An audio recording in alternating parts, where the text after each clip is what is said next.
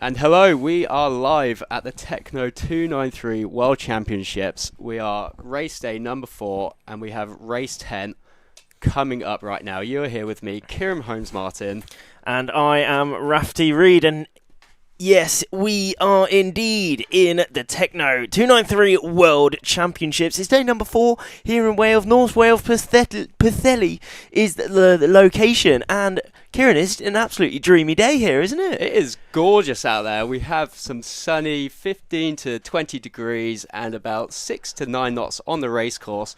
We are currently counting down nearly 3 minutes to go for the Techno Plus fleet, it looks like.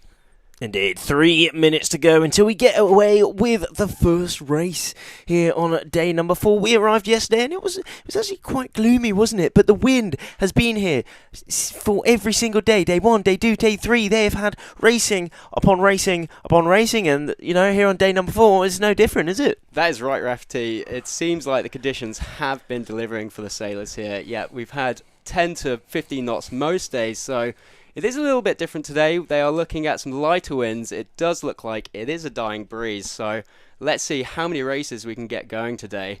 The plan is for, yet again, 4 races, maximum of 4 races. Remember, in one session, they can only do 3 races. So, in theory, if we can get those 3 races done, then it will be lunchtime or a bit of a break for each and every one of these riders. Then again, we'll be back out in the afternoon on this dreamy water here in North Wales for, yet again, more racing. So, we have a big day ahead of each and every one of you.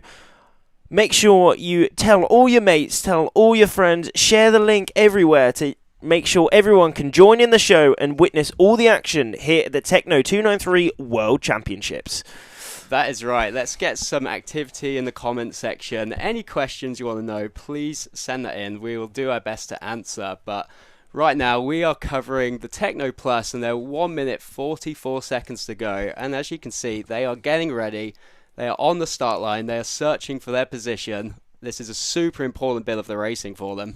Certainly is, as you know very well indeed, Kieran. Multiple world champion. Give us a quick little bit of a background of yourself. Go on. Yeah, that is right. You did hear it from Rafty first. This is a bit of a speciality for me. I was a big techno lover back in the day. Under 15, under 17 world champion. So hopefully a little bit of knowledge is still kicking about up in the noggin, but we will see. I'm sure it definitely will be.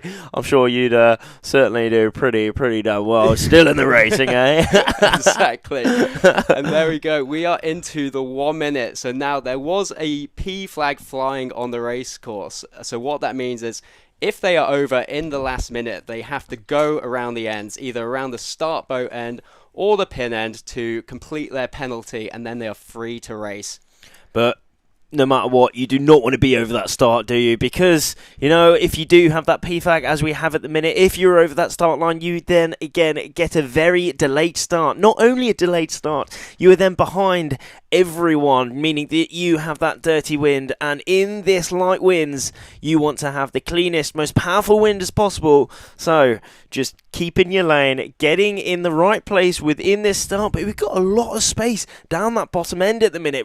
Everyone really bunched up at that committee boat, aren't they? That is right. I mean, at the committee boat, you can get a feel for where you're on the line, and here we are counting down 4 into the final 5 seconds. They are pumping away, and they are off for race number 10 of the World Championships. Game time is on. Race 10 is underway, and straight away they are right up onto the plane, railing that board, putting in some really big pumps, maximising the power within that sail, driving it through their body and into that board, and ultimately into that dagger board, meaning that they reduce their drag and gain that speed. That is right, and it looks like Japanese sailor at the top and some French sailors and some Italians and Singapore have really nailed that start line. They have a really good early advantage.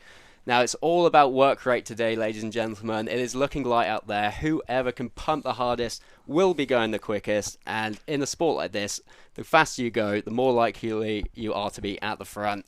Certainly so. I mean, we're looking out there, and on the screens at the minute, it's looking like maybe even under 10 knots out there, isn't it? It really is, yeah. So it is all about work rate here, keeping your head out the boat. You want to be looking for that darker water out there. Darker water means more wind, and more wind means faster board speed. Exactly, as we are seeing, definitely the Singapore rider and Japanese rider on the left side of our screens, certainly having the best start so far, currently leading this race. But remember, this is quite gusty and shifty winds out here at the minute, especially in these light stuff, so let's keep our eyes on that group that have gone off onto the other side of the course. But I think we saw a very big starboard bias start there, didn't we? Yeah, absolutely. It looks like the people towards the boat hand have come off with a massive advantage. As you can see from this camera angle there, the people on the left hand side do have a big advantage, and there's a few people that have tacked off onto port, and they are trying to dig a little bit more into that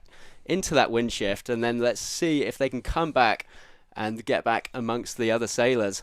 It is looking dreamy out here, though. Here in Pwllheli, North Wales, UK. What an absolutely amazing location. I was lucky enough to be here early in the year as well, and this place is just dreamy, especially summer. We're in the back half of August here in the UK. Proper British summer, isn't it, Kieran? It is gorgeous out there. Even lots of the competitors from all around the world and sunny Mediterraneans, they have been saying just how much they've been enjoying the conditions out here. Would you believe it? Amazing. And we've got people from all around the world, you know, not only the rest of Europe, but also Asia, as we have on our screens at the minute. Japanese 1016 on our screens at the minute. So that is Takihito Katayama, all the way from Japan. He came in today, currently lying in 7th place overall. It's either 5th or I think that might be 7th place indeed. Looking at the results, a little bit of an interesting one going up at the top. But counting that back, he is in 7th overall currently, looking like he's leading this race though, isn't he, Kieran? Yeah, he really has. And in the Techno Plus fleet, we have a big contingency from Japan, so they have come a very long way to come enjoy the North Wales weather this week. And it looks like they're enjoying it. They have about 7 people in the top 10, so they really know what they're doing, so that we can follow them, and I'm sure the other competitors will be watching out and seeing what they're up to. What an amazing shot we have on the screens at the minute. It's so cool to see the spray behind these boards making their way up on to that upwind mark. They will be doing the trapezoid course, which includes an upwind reaching downwinds and through to the finish, but currently they are on their upwind. That's right, and it looks like those people who started towards the boat hand have had that early advantage. They've just pumped off the line, they've kept going their direction, and it looks like they're just going to keep going until they hit the ley line. Where is that ley line though? We will find out very, very soon. Around 15 minutes will be the gauge time for these races. So it's quite long races. Within this, they have a lot of time to really perfect their technique, making sure they get as fast as possible. Ultimate VMG, the balance between that upwind and also speed, but also the tactics. The tactics is one of the most important things in this race, is it, Kieran, isn't it? That's right, Rafty, especially in a day like today. The wind is coming off the mountains towards the east and the north, and that really makes the wind go all over the place, left and right. So it really is who can find those little nuggets of gusts, who can piece them together, who can link the gusts and the shifts and get to the top mark first. And it looks like the Japanese sailor is really doing a good job of that. He's come off the start line, he's been working really hard, and he is keeping going. He's covering the fleet right now. As you can see, they're heading towards a nice bit of gust over there. Let's see that darker patch. They want to be hunting for those, searching out for them and getting in there, and they'll be going up to 2-3 knots quicker than the other competitors if they get in them. Certainly, and the difference between that kind of displacement mode and railing mode is absolutely huge, isn't it, Kieran? It is massive, yeah, for sure. I mean, in the displacement mode, you're inboard, your feet are inboard, you're maybe going 5 to 7 knots, but as soon as you hit that gust, you can get your feet in the foot straps, you can lift the rail up. That's less drag over the board, and you start flying along. Exactly, and on our screens at the minute, you can just make out that red buoy, and here we are to the perfect shot, looking at their last final bit of their upwind leg. That red mark there marks the upwind, finishing their first leg of the course. Yeah, that is right, and you can see them on the port ley line. And you can see the Japanese sailor who we've been following from the start. He's coming across on a really nice angle, going really quick. and they are pumping hard and working away. It looks like that left-hand side did come out. Those competitors who tacked off early and went towards the right, they are coming across the left-hand side of the screen now, behind the rest of them. So it seems like there was a key first advantage to obviously having a good start and heading towards that left-hand side. Yeah, we certainly got a leader coming towards that upwind mark. Certainly got a tasty lead on here. Several seconds indeed it is. Let's see who it is. Could it be the Japanese rider? I think it is indeed. Indeed, that is a great tack from him there. Just cruising all the way around, right next to the mark, making no distance, no extra distance, making the shortest course as physically possible, and straight up on to the plane for him as he is pumping hard. That is right. You can see he's just got onto that second leg. He is working super hard. He's been pumping the whole first upwind, and now he's got in the foot straps. He's pulled that mass track back.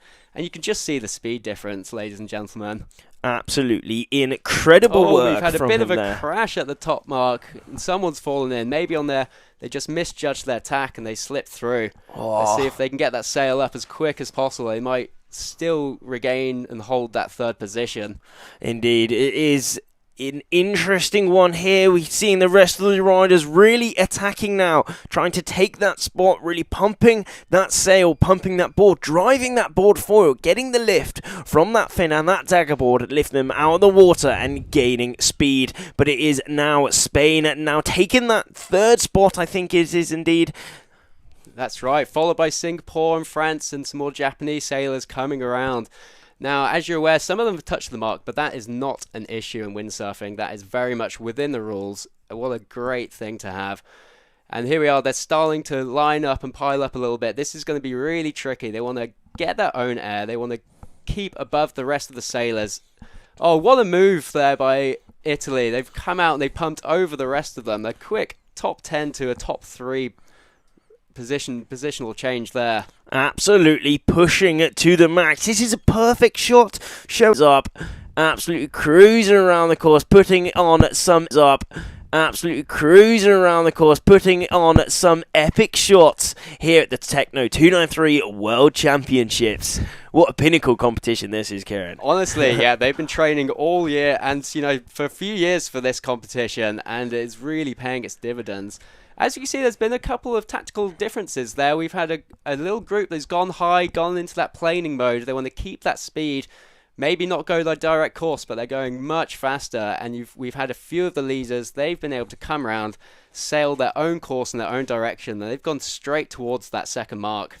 They will be doing the outer trapezoid course, won't they, indeed, I think? I think that's right. We can even get that up on the live stream right now. I think they are doing that. I can't quite make out if they're going downwind or across the wind here, but here is the outer trapezoid course that they could be doing. So as we saw, it is an upwind start straight to that mark number 1. Remember, they will be going diagonally to that course as that is the fastest way to make it there. Then that reach, making their way downwind to that gate, deciding where to go at that gate, either left or right, back up to that second mark and then downwind and finally towards the finish. But still in the lead we do have Japan 1016, which is indeed Takehito Katayama. We did see him actually have the best start within this race, number 10 here at the World Championships, and he has held that lead all the way to the finish, still working extremely hard to defend his lead out on the course, and he's defending it pretty well, isn't he? That is right, and it just shows how important the start is in the windsurfing race, ladies and gentlemen. But as you can see in the background, there's a lot of wind coming down, so the Japanese sailor at the front, he is in displacement downwind mode, and it looks like there might be some people behind him who will hit the gust and maybe be able to catch up. Would it be possible? I mean, we're seeing a gust coming towards Takehito here. Will he be able to catch that and make his way back up onto the plane? Now they are on their downwind leg. This confirms that they are doing the outer trapezoid course in Pwllheli, but that is very interesting. You can in the background there, it's looking really windy. But as soon as we get to this Techno Plus course here, it just shuts off, doesn't it? Very interesting. That is right. Yeah, there seems to be a bit of wind going on over there, but it looks like a few people going around mark number 2. They are catching a bit of that wind, so it will start to compress the fleet and hopefully make this interesting around this bottom gate. Certainly interesting it is going to be, and we've had an amazingly interesting week throughout this Techno293 World Championships, and we also have a very interesting few days to come for each and every one of you, so make sure you tell all your mates, make sure you share the links everywhere to make sure that everyone can come in, join the show, and see all the action live hand. That is right. Come join us for the following few days. We would love to hear your opinion, get in the chat, see any questions, please send them our way. We're a wealth of knowledge, just ready to share with everyone here. Indeed, and all the fans as well. I'm sure there's fans from all around the world supporting these athletes here. I'm sure they'll have a lot of fans. I mean, it was great to talk to one of the Japanese riders yesterday. He's brought his whole family here, didn't he? It was beautiful. I mean, 12-hour flight to get to the UK, then probably a 10-hour drive to get to North Wales. This is an opportunity of a lifetime for some of them. It's amazing. You get to go out and see the world. You get to meet lots of different people from all over the world. It's just, you're not just racing, you're making friends. It is amazing out there. Absolutely dreamy. This is what windsurfing brings. This is why windsurfing is, I mean, in my opinion, it's one of the best sports in the. It is the best sports in the world. Is it yours? Yours? Yeah. You there. There's no other feeling quite like it. Being powered by the elements, it is unmatched, really. Absolutely unmatched. And then you put it into a racing environment such as this, when you have people from all around the world joining together, enjoying nature, enjoying windsurfing. The vibes are just top tier. They really are. And look at this. They are coming around to the gate. So an important decision for them now. Do they go to the buoy on the left or around the buoy on the right? And as we saw in the first lap, the people who went towards the left did gain a big advantage. So let's see if the Japanese rider in the front selects the same way. It's going to be very interesting. I mean, looking at this definitely looks like maybe a favoured side on that right mark. However, we can only speculate, as we are currently not out on the water. That's true. We're in a beautiful setup on the shore, but we can see the racing from where we are, and it looks amazing out there. It does look absolutely dreamy. The sun is shining, the wind is blowing, and the water is looking blue. That is right. It certainly what more is. Can you ask for out there? Physically more. Yeah, I mean, looking at this, I don't know about you and everyone else watching at home, I'm quite jealous out there. It just looks dreamy as the Japanese rider of Takehito, again, it looks like he has extended his lead. It really does, and he has opted for that left-hand gate, so he's seeing something out there that maybe the other competitors haven't. So maybe the others will come down and follow him towards that wind, or some might opt to choose the other gate, because it's really hard to overtake when you are following someone to one side of the course. Exactly. You kind of want to split that up, take the risks. Could the risk pay off, or could it pay, or could it not pay? Or are you going to lose from that risk? We will find out very soon. We will have to find out. And there is our competitor number 2 coming around. I think that's Singapore. I think it might be Thailand. That is Thailand. Has taken it. Thailand 20. Yeah. That is Navin Singh Art, all the way from Thailand. But look at Italy 212. He's putting in the pumps. He is extending. Will he be able to underroll the rest of these riders? It's looking like he is. He was pumping and got straight up onto that rail. That is right. Maybe he saved a bit of energy on that downwind. He was a bit more tactical about it, and he has gone for that underroll. And the Thailand 20, he is trying his best to stay on top of them. Another fact for Thailand 20, he is the oldest man out here in the fleet. Birth year, but 1988 he was born. So he has a lot of experience on the others. A lot of experience indeed, and he is showing that this experience that he has is really paying off. Could he be in that second place position? Could he be in that third? I think this is going to be a big battle between Navin from Thailand here and also Italy 212 of Christian. That is right, and we have some competitors opted to tack onto port, and they are heading to the right hand side. We will see towards the top who has made the right decision. which side has more wind. That is what they're searching for right now. I mean, looking out on the course here, again, we can only speculate, but it's looking like possibly there is a gust on the other side of the course. Will we be seeing the side that is split off come out on top? We'll find out very soon, but look at Takehito there. Now he is straight up onto that plane, onto that rail, seeing some big spray out of the water, from the water out behind him from him there, showing that he now has the speed. He has, and that is a tactical play, everyone. He has decided to tack. Get back into the centre of the course. When you're in the centre, you have the options. You can go left or right. And the main thing is you are keeping yourself between the fleet and the next mark, which is very good play from him there. That is experience coming through. But he's now put on straight away a big tack right in the middle of the course. A very interesting manoeuvre from him there. As you said, that could be a defending manoeuvre. Maybe he's seen a gust out on the course, or maybe even a shift. This is something that each and every one of these riders always has to think about. Where is that next gust? Where is that next shift? How can I minimise the distance that I travel over this course? But also, how can I go the fastest with the most angle? So overall best VMG. So it's not just about going around marks. There is many things that these riders have to think about. That is right, Rafty. It is a real thinking game. There are two things you really have to be thinking about. You're thinking inside the board, how am I getting this equipment to go as fast as possible? And also, your head and your vision needs to be looking everywhere. You want to scan the field, see where the fellow competitors are going, see where the wind is coming from. There are so many things to think about during this racing. It is so exhilarating. Once we know that each of these riders are always thinking about this really makes it really interesting to watch. We've seen Takehito there, our leader throughout this race so far. He's put in a fair few tacks actually so far. Tell us a little bit about how much attack gains or loses distance over a course from a world champion, Kieran. That is right. Well, in conditions like this, you're not losing too much. Competitors aren't going too quick, so you have that spare time and that option to really choose when to attack.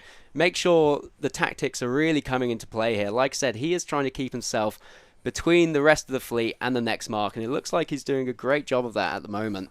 He certainly is doing a great job of that moment. Still leading within the race so far. A great shot out here. Suddenly got a little bit cloudy, but it is looking dreamy out on the course. Very much displacement conditions, but we've seen throughout this race some marginal stuff. When they can pump mega hard, they are managing to get up on that rail. But at the minute, as we saw, it's kind of that dropping breeze throughout the day, isn't it? It does look like the breeze is dying throughout the day at the moment, but it is looking sweet currently. Out on the course, we're seeing a lovely background. It is looking dreamy. We got mountains out on the land looking perfect, and we also have light blue waters out on to the sea. What a location this is, Kieran. That is so true. And on the backdrop of these green sails, so the green sails is the Techno Plus fleet. This is the biggest sails out there, and the oldest competitors, I think they have to be at least 19 years old to be in this category. And it is a 8.5 meter sail, I believe. So they should have the most opportunity to be going the quickest and getting onto that plane and get going as fast as they can. Exactly. So we've got two different colours out on the course at the minute. As you said, on the green, the light green, the lime will be those Techno Pluses, the 8.5 meter sails. And then out in the background, which are just starting with their start, are the 7.8s with the green up in the top of the sail. Those are the under 17s coming through. That is right. Yes, we have the Techno Plus on their outer loop, and we also have the under 17s, men or women. They've just started their race, so we're getting best of both action right here, everyone. Both action indeed. This is one of the amazing things about this trapezoid course, is that we can actually have two fleets running at exactly the same time. So here we have the Techno Pluses running with the outer loop. They make their second upwind after their reach, and the 7.8s, they are doing the inner loop, so they do their second upwind before their reach. But again, a great thing about this course, it includes everything. We have upwinds, we have downwinds, and also reaches. So it's full power VMG in some points, or throughout the course also. Just all about speed in those reaches, positioning, but also about those tactics where they really come into play on the upwinds and downwinds, as we're seeing them come into play here, aren't we? Yeah, that is right. And you have a slight advantage starting second. You get to watch the first fleet go first. You get to see which side of the course came out best. So you can take that into your knowledge, and that really helps you decide where to start and which way to go. Yes, it certainly does. That's one thing that, this is the first race here on day number 4 of the Techno293 World Championships. Race number 10. They have got race after race within this competition so far. Looking at the forecast, it wasn't actually the best forecast here. However, the wind has delivered each and every day, showing us why. Pwllheli is one of the best locations in the world. That is right. Rafty might have been paid here, but but we can't help but not agree with him at the moment. It is delivering, and it looks like the Japanese sailor has kept his lead, I think, throughout the entire race. This time he is going up for his final downwind leg, so he has 2 more legs left. There we go, that is Takehito. That is. I think it is indeed, but look at that second place. We did see a big battle between Thailand and Italy, but Japan 155 has come straight through, currently in that second place position. Is Yoshida Tsukuto has come through. He is tacked for the ley line. Oh, a slight mistack there. Is he going to make it? He might have underlaid that, and he's going to have a double tack. That can be quite costly, but it looks like he's still going to make it ahead of the other competitor. Going to be an interesting one here. Remember, the port rider doesn't have right of way, so Hungary here will have right of way, but Japan is still out in the lead comfortably in that second place position. Or straight up onto almost onto the plane there, wasn't it? Yeah, it looks like maybe there's a bit of wind coming down from this top mark. There we go, and you can just see the speed differences when you get onto that plane. You can go almost twice as quick. It is so important. That's why it's such a hard sport. You have to work incredibly hard to get it onto that plane, but the rewards are there when you do it. But it's not just about getting up onto the plane, it's being in that gust so you can get up into the plane. So it's not only physical, it's also a huge mental game out here in Pwllheli. That's right. That is the best thing about this sport. It is a physical challenge and a mental challenge. It really has both components. It is absolutely dreamy as the rest of these top 10 are making their way around that mark. Here's where some of the biggest battles happen. You can see all that white water as all those riders accelerate. That's right, and it looks like we have a couple of riders maybe jiving off to try and... that's pretty tight. It just made it around him. Yeah, maybe. That was quite close, but yeah, it looks like some of the leaders are planing. Now, they are in their own wind. That really does help. When you're coming around in the pack like that, you might have a couple knots of less wind, so it's much harder to get in that planing. So those ahead do tend to stay ahead. And there is our current race leader for race number 10 here at the Techno293 World Championships.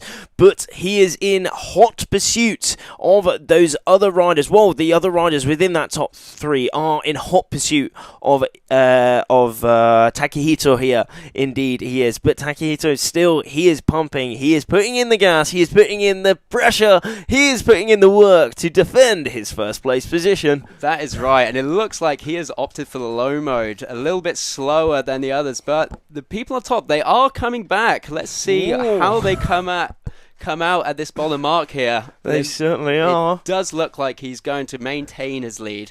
He does, almost riding the waves down here. This is another thing we haven't quite talked about out here in Pwllheli. There are some waves out there, aren't there? There are, and it is how well can you link those waves together. It also gives you a little bit of rest from the pumping. If you can get on the back of a wave, you can surf it down. There's lots of elements to this game. Lots of elements that all these riders have to think about, as Takehito is showing us exactly how to think about all these elements perfectly as he is leading this race, currently still pumping.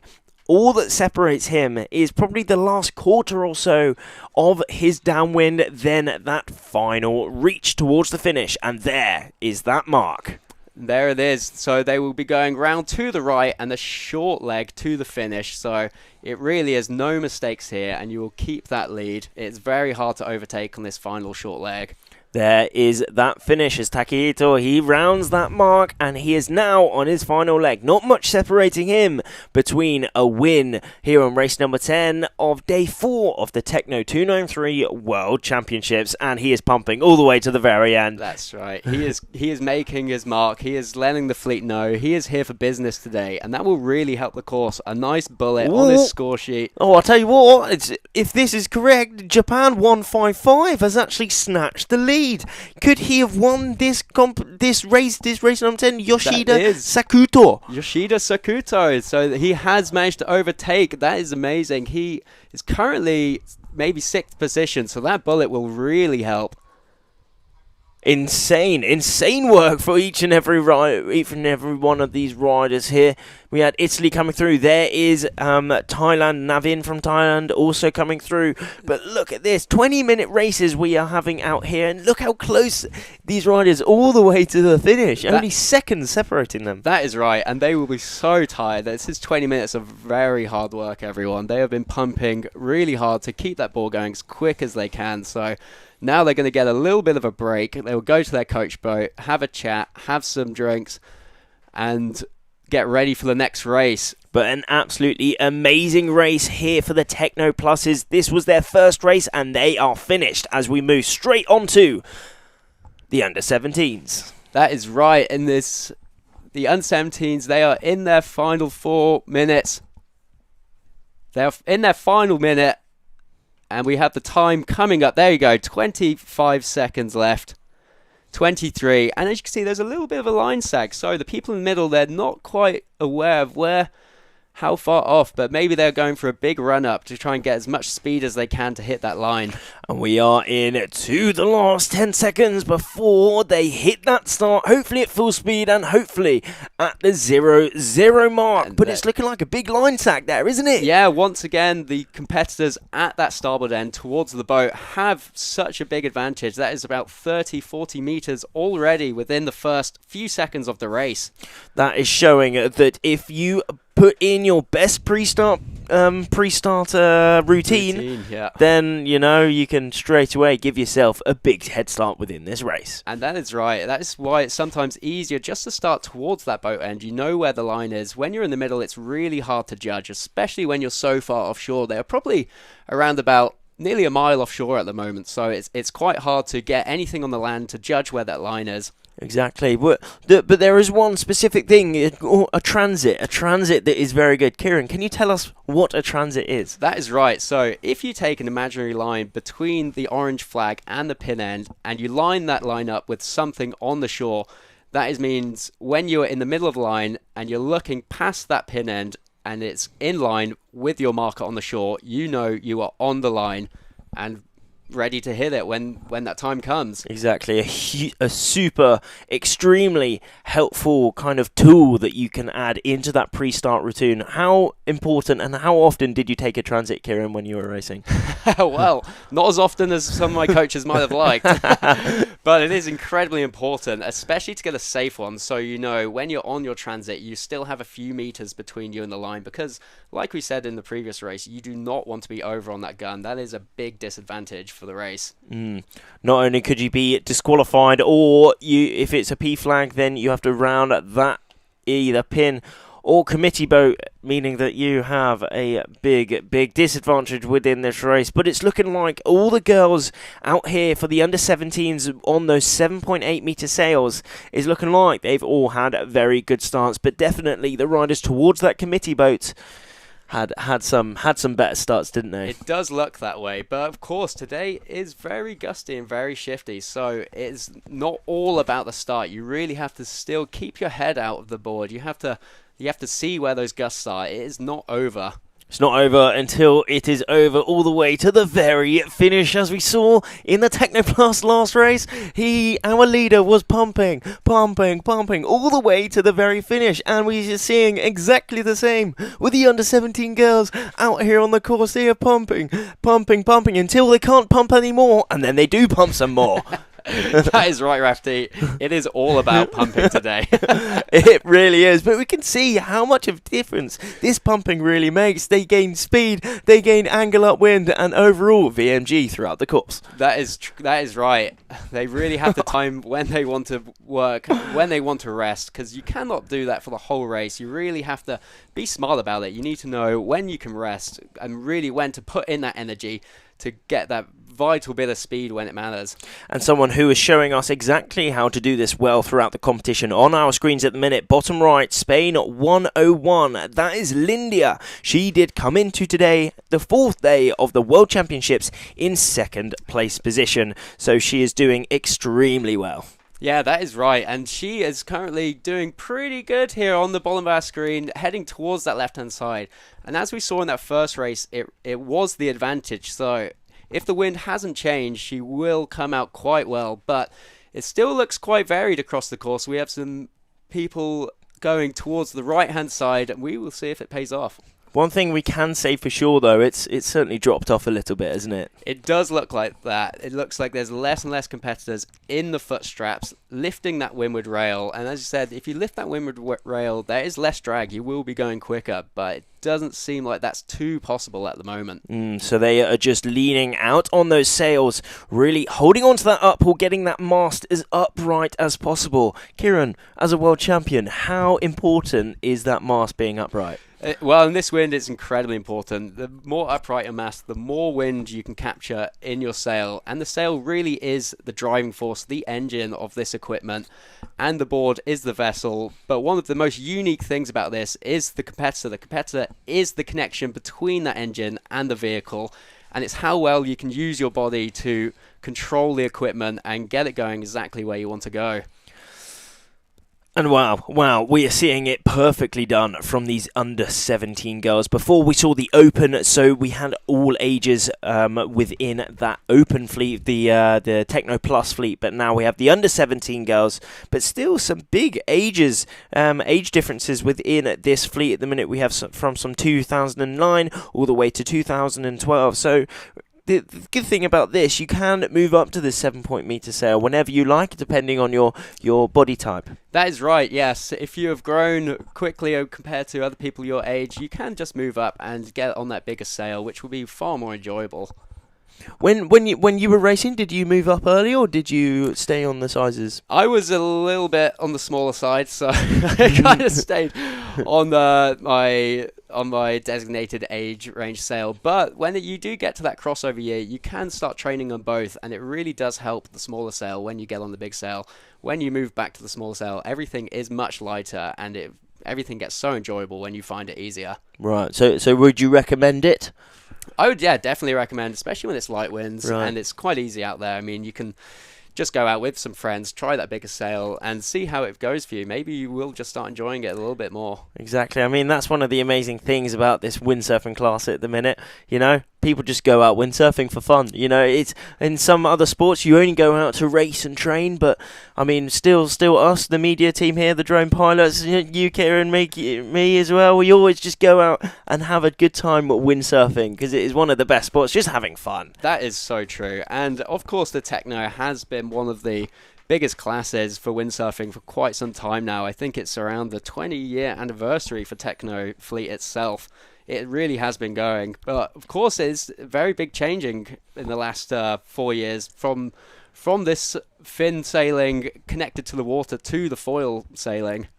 Indeed, but still the daggerboard and fin is still right up there. We have over 260 athletes from all around the world racing it out here at the Techno293 World Championships here in Pwllheli, North Wales in the UK.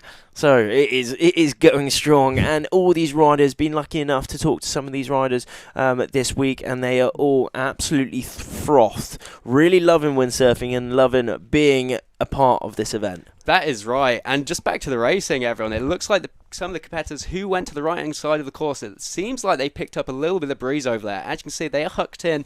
They have their feet in the foot straps. They are going really fast right now. They are going really fast indeed. Certainly caught a gust up onto this right-hand side. It's going to be very interesting how they compare to the other riders who went out onto the left side of the course. Remember, they will be all converging at that upwind mark, and there is that upwind mark. Everyone is heading to that mark now. Who will be leading it? We will find out very soon. That is correct, but it does seem, unless anyone sneaks in on the right-hand side here, we will see them coming through with some speed. And there is some, there is, a few people on the left are coming through, but I think it will be quite tight. I think it will be tight, very indeed, and it is looking very tight towards this ley line. In the previous race for the Techno Pluses, we saw some unfortunate not quite judging that ley line correctly, so it's going to be interesting who will be making this ley line. The two Spanish riders out on the left going a lot further, just making sure they have a very safe ley line, and the other riders, it's looking close. And there's Italy 2 coming round at the moment, followed closely by Spain 48, I believe. Both top 10 sailors, so staying strong, staying consistent. Big fight for that first place though now. It is looking very close indeed. Italy won, Agata from Italy, and also Spain now is overtaken, snatched the lead. And here, this is the most enjoyable part, seeing everyone coming around at the same time. It can be a pile-up sometimes. It's really important just to get around that mark as quick as you can into your own breeze. It is carnage in there, isn't it? Absolute carnage, but they are making it look just perfect. You know, it looks like carnage, but in their heads, everything is perfectly thought through. And it is perfectly thought through, for sure, because we saw no crashes in there. Exactly. It seems like everyone knows exactly what they're doing. And the people coming across from the right on port with your left hand towards the front, they do not have any rights of way around here. So they are obliged to keep clear of everyone else. As Italy perfectly shows us there that she is keeping clear, just waiting for the Estonian rider to come through. Estonian Johanna from Estonia 800. I think that is 800, maybe 74 of Grita. But anyway, everyone making their way around that mark and now heading off onto their downwind leg. That's right. So, unlike the other classes that we've just seen, they are going around the top mark and they are heading straight down to go to the inner loop, which is coming up on your screen right now, just to get an idea of what's going on. So they have gone round mark number 1, and they are heading to mark 4S or 4P before heading back up to mark 1. Then they have their reach before the final downwind and the final finish. And it is going to be extremely exciting, and it is currently extremely exciting because we have that kind of marginal wins at the minute, that difference between the displacement mode, which is kind of going at that slower mode which we are seeing out on the water. However, throughout this race from these under 17 girls, we have seen some managing to change into that railing mode, increasing their speed and increasing their overall kind of performance within this race. So it is a battle of about who can get up onto that plane, up onto that rail as soon as possible. But Spain 48 putting in some big rows on this downwind leg. That is right, and that's some beautiful technique work right there. We call this scooping mode downwind. As you can see, they are throwing the sail behind them, trying to pull in with their backhand, capturing the wind, trying to get on the back of a wave, and they can surf it all the way down. And soon as that wind starts picking up, they will be more aggressive with their pumping.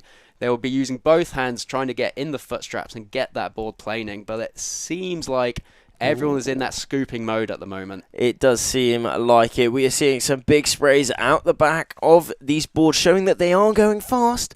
However, we're seeing it in the right side of the screen there. Let's keep our eyes peeled there. One of the riders managing to get up onto the plane. They would have definitely gained an extra few meters there, but out in the lead, I'm pretty sure that is Martina from Spain. Can't quite make out the number perfectly, but that is a Spanish rider in that first place. And splitting the course, Italy 2, which is indeed Agata from Italy. Now splitting the course, currently in that second place position. Estonia in that third place, and the fourth place rounding mark now. That is right. We have a few competitors going off to the left-hand course while the rest look like they're heading towards the right. Now, it does seem like there's a bit of dark patch on that right hand side, but we have seen the left come out victorious every lap so far. But it is exciting when we get a split fleet like this.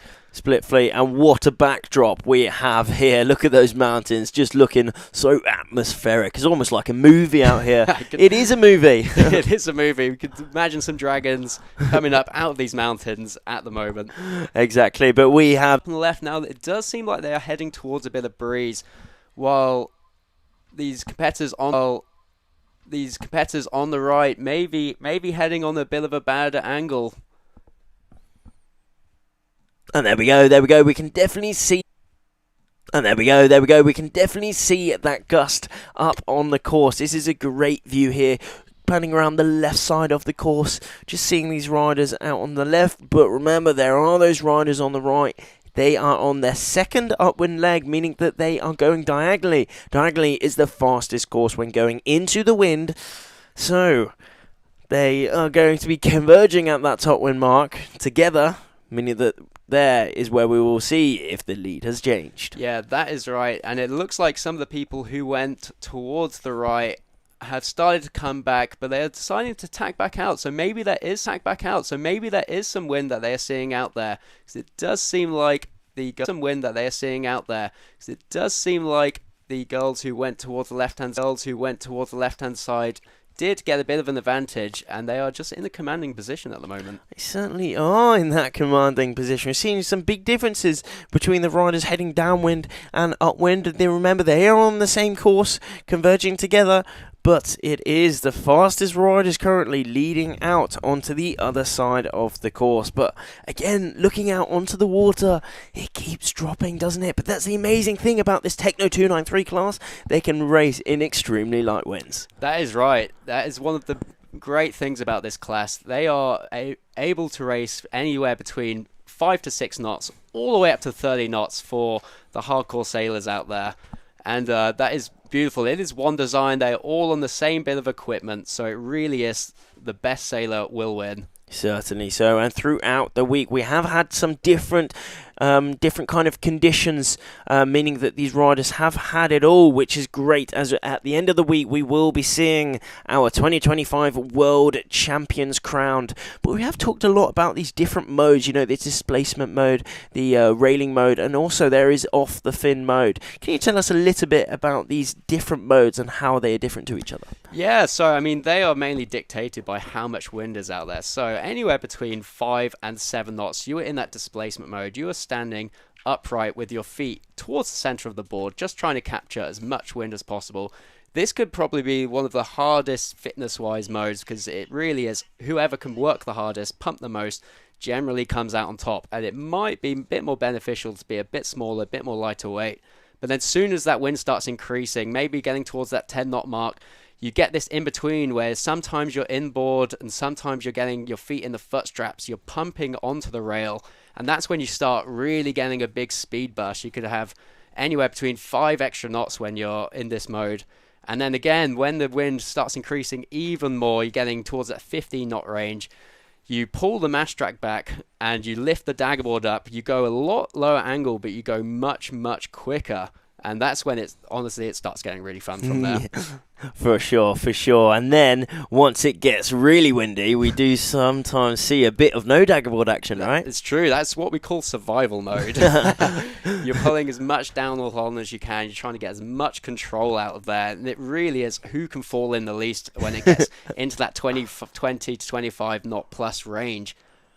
But at the minute, we are seeing the displacement mode out here on their first race number 10 for the under 17 girls out here in Pwllheli. Certainly that displacement mode, as we're seeing, probably maybe under 10 knots sometimes within this race at the minute. Under 10 knots meaning that they are in that kind of upright position. I mean, on the left side, if we look now, they are actually onto the plane. But this is a great moment where you said exactly when they are up on that rail, they have a lot less angle. As we're seeing perfectly here, the left side of the riders have that less angle but are going a lot faster. The riders on the right have a lot more angle, however, going a lot slower. So it's all about that balance, isn't it? That is right, and it looks like there has been a big overlay by the people on the left over there. You see a few sailors on the right coming onto our screen now, who have absolutely nailed that ley line. Yeah, and there they we are have. coming round. Great shot from our leader from Turkey, Techno293.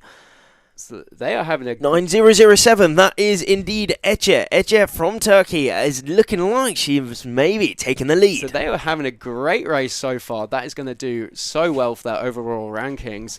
And we have the rest of the competitors coming round now. They are heading on their Upwind reach. And this is all about who can get onto that plane, who can get into that fast mode of windsurfing. I remember this top leg was one of the hardest top legs within this race at the minute. I remember, working really hard all the way to that upwind mark, and then you round it, and then oh no, now is the reach time. Now is the time where I can gain the absolute most. But to gain the most, I need to pump the absolute max. So going on in these riders' heads will be just work, but in their bodies will be stop. That is right. Their bodies will be screaming right now. They have been racing for around 10 minutes already, and that is hard work. And like I said, whoever stays out of the harness lines the most will be putting in the most work, will likely be going the quickest. And of course, if you're going the quickest, you will most likely be towards the top at the end.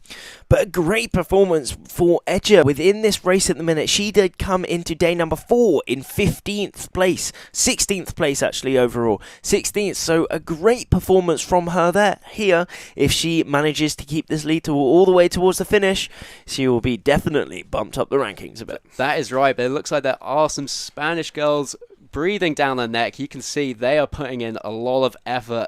It must be pretty scary being at the front when you have these sailors coming at you. Yeah, well, she's in second place position there. She's made it up onto that plane, riding a wave, still pumping, making sure that she maintains that speed, maintains that power within that sail by pumping it as hard as possible, and she's looking like she is closing the gap between that first and second place. Who is going to be rounding that next mark in that first place position? We will find out very soon. That is right. She is working so hard. It looks like the roll is on, and she has made it over the top, so she has snatched that first position off of the Turkish sailor. An amazing performance there from Spain. I think that is Spain 101 of Lindia. Lindia did come into today in second place position, but now she leads this race. So a great performance from her. She showed her pure athleticism there. She's letting off her arm because she is knackered right now. Absolutely knackered. She has put in that work, but she has made it count, and that is our overall leader, really showing how it's done right now. But there we go. There's some under 17 boys now have to contend with. So this is going to add to the dynamic of this racing. They're going to have to weave in and out of each other. And she has opted to jibe and get away. There's no need to sail with the dirty wind of everyone else. She has gone for her own direction, getting that clean wind, because clean wind is super important in these conditions. What an amazing shot from our drone pilots here at Marinecast Media, though. A great shot and showing us all the action here at the day number 4 of the 2025 Techno293 World Championships. It's absolutely amazing. This live show is awesome. So make sure, again, you share it to all your friends, all your fans from home, all the supporters of each and every one of these athletes, because they are working hard out here for these World Championship titles, and it is great to see. That is right. Everyone out there, let us know in the chat where you're from, where you are watching, who you are backing right now, who do you want to win. It is great having so many of you watching right now. It is so awesome, and it is so awesome to see. I'm just having an amazing time watching this racing. They are pushing to the absolute max. It is great to see as we're seeing that top reach. Was a huge moment between the Turkish and Spanish under 17 girls within that first and second place position. But now they are on their downwind leg. Who will be able to round that bottom mark at that first place position is going to be close, I think. That is right. Lindia Dios, she has really stating her claim right now. She is working super hard, trying to get another bullet on her score sheet. Currently 2 so far, and only 2 races outside of the top 3. Absolutely amazing work from blue. It's second, and with red it is third. So make sure you all head over to the website to check all the latest updates. Also on the Instagram to check out the latest updates. But make sure you stay glued to your screens here, as here is where we have the live show. That is right. This is where the action is right now. We are coming to you live from North Wales, giving you all the action of day 4 of the Techno293 World Championships. What a location we have here. We have 2 courses out here in Pwllheli. We are currently on the B course, the red course, on which we have the under 17s and also the Techno Pluses, the 7/8s and the 8/5s, and out on to the top of our screens at the minute, that is the 6/8 course, the junior courses. So it's great to see everyone racing out here on the waters. And then in the background we have some utterly picturesque mountains from Wales. That is right. And it does look like the junior course, they have a lot of good wind up there. So some of these older sailors will be looking over there, maybe a little bit jealous of how hard they are having to work right now, but their focus will be on the race at hand. Certainly will be on at hand. I mean, within these races, these riders are thinking about nothing else apart from how can I win this race, how can I gain, how can I improve within these races to ultimately put some better results on their scorecard, pushing them up the world rankings, because at the end of this, they will be having their world rankings for the year. Within this World Championships, this is the pinnacle event for the vast majority of these riders within their windsurfing career so far, almost. That is right. They would have been training for years for this. Maybe they've been to a few before and they want to get a better score every year, but they are working really hard. As you can see, Spain, Lindia is coming through some of the boys' fleet right now, but she is still leading the under 17 girls right now, and she is really working hard and pulling in a great performance right now. What a shot this is. This is just absolutely beautiful out here in the waters of Pwllheli. Currently on our screens is the under 17s racing it out, the girls, and then in the top are the juniors. But look at this, it's very interesting how the top of the course has a lot more wind than down here. That is right, yeah. It seems to be the wind is coming off the mountain and not quite making it all the way down. And there we have Spain 101 rounding that bottom mark. She does have right of way right now, so she gets all the room she likes, and she will go around for a short final reach to the finish, and that will be another bullet on her scorecard. Absolutely amazing performance from her there. Not much separating her between yet another win here at the 2025 Techno293 World Championships. And look, she's pumping all the way to the very end. That's right. She is not stopping. She wants to get to her coach boat as quick as possible and have a rest. Have a rest. She deserves, though. She was working all the way, and that we saw that pinnacle moment and on that top reach where she managed to snatch the lead by pure athleticism of pumping, getting that board up onto the plane, allowing her to take the lead. Exactly, that was some tactical pumping. She knew when the energy would pay off, and she saw a brief let up from her fellow competitor in front, and she saw that moment and seized it, pumped over the top, and took that first position and just maintained it all the way downwind. A huge shout out to the second place though from Turkey, Ece. A very, very good race from her there. We did see her leading it at one point, unfortunately just lost out to that first place, but a great race from her there for sure, boosting her up way up in the rankings. Definitely, I think probably her best race so far this week, so that was really well done. And then we have the rest of the fleet coming through, a mixture of boys and girls, I believe, right now.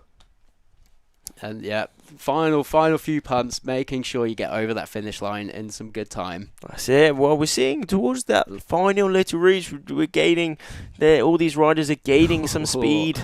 What a carnage we have going around this bottom mark. This is a pile-up if we have seen one. So now the people closest to the boy on the right-hand side do have right-of-way. So the people around the left-hand side do have to keep clear. Well, it's looking great. Absolute mega. We have a bit of no signal at the moment. We're coming back. So sorry, ladies and gentlemen, if the extreme does drop out here and there, but But we are doing our best over here. And it is game on. It is game on here for the final. This is the finish, towards the final finish for each and every one of these riders. And as we saw at that mark, it was absolute carnage. But it really was. All the riders making out. Like there was a couple of tangles over there, actually. So maybe there'll be some protests, which we haven't talked about yet. You do have an opportunity if someone infringes you on the race course. You can protest them and maybe get some points back after the race has ended. Certainly can, as we've probably seen. I mean, we haven't quite seen so many comings together within this race so far, which is very good, but we have seen one rule practiced very well at that top mark, where we saw one rider on port stopping for the rider on starboard to make it through. I think it's very good to note some of the most important rules out here in sailing. So we do have the starboard and port rule. Can you tell us a little bit about that, Kieran? That is right. Port and starboard is probably the most well-known rule in this windsurf racing. So if you're on starboard, that is, if your right hand is towards that mast of the sail, you do have right of way over the fellow competitors on port. Another very important one is whoever is closest to the wind has to keep clear of whoever is further away from the wind. And these rules really just help the pace of play, help the game, help everyone have a good, fair, competitive race without any infringements. And we have a falling in just before the finish line. That is unfortunate. How unfortunate, yeah. And I should add, another very important rule is that rule around the mark. If you have that inside line, if, like, for example, right now, the person on the right coming in towards that buoy, they do have right of way. If you are outside them, you have to give them room and keep clear. Exactly. Easiest way to think about that rule there, I think, is almost like a roundabout. If you're lucky enough to be able to drive, you can't really just cut someone up on a roundabout, can you? You have to leave them room, and that is the exact same thing around marks here out on the race course, on the water. You can't just cut someone up. You need to leave room. Exactly. And these are some costly bits of equipment as well. We would like no dings, no crashes, no one hurting themselves. So it really is for the safety of everyone out there. Kieran, as a world champion, a multiple world champion, Kieran, how well did you look after your equipment? Oh, I mean, very, very well towards the very elite level. But I must say, back when I was on the Techno fleet, definitely not as well as I could. There would have been a few fin scrapes here and there. But of course, it is all about drag and how fast you can go. If the bottom of your board and your fin is smooth and clean, that is slicing through the water, no problem. You will be going quicker. But the amazing thing about this Techno293 class and equipment is that it is very durable, isn't it? I remember having some super old Techno equipment that I started out with, and you know, starting out it was perfect because, of course, as you say, it's nice to treat it extremely well. However, if you're just learning out and learning the ropes of windsurfing, it puts up with what you give it, you know? Exactly. Yes, you will be learning on this equipment, so it is nice just to have that extra durability. There will be a few crashes, but it's probably one of the best ways to get into windsurfing, and definitely one of the best ways to get into windsurf racing. You really do learn all the skills you need if you're starting to think about, do I want to do this as a career? Do I want to start getting into the foiling? Especially when you get into the foiling, you're going much quicker. It's really good to have that base of knowledge before you start getting into that.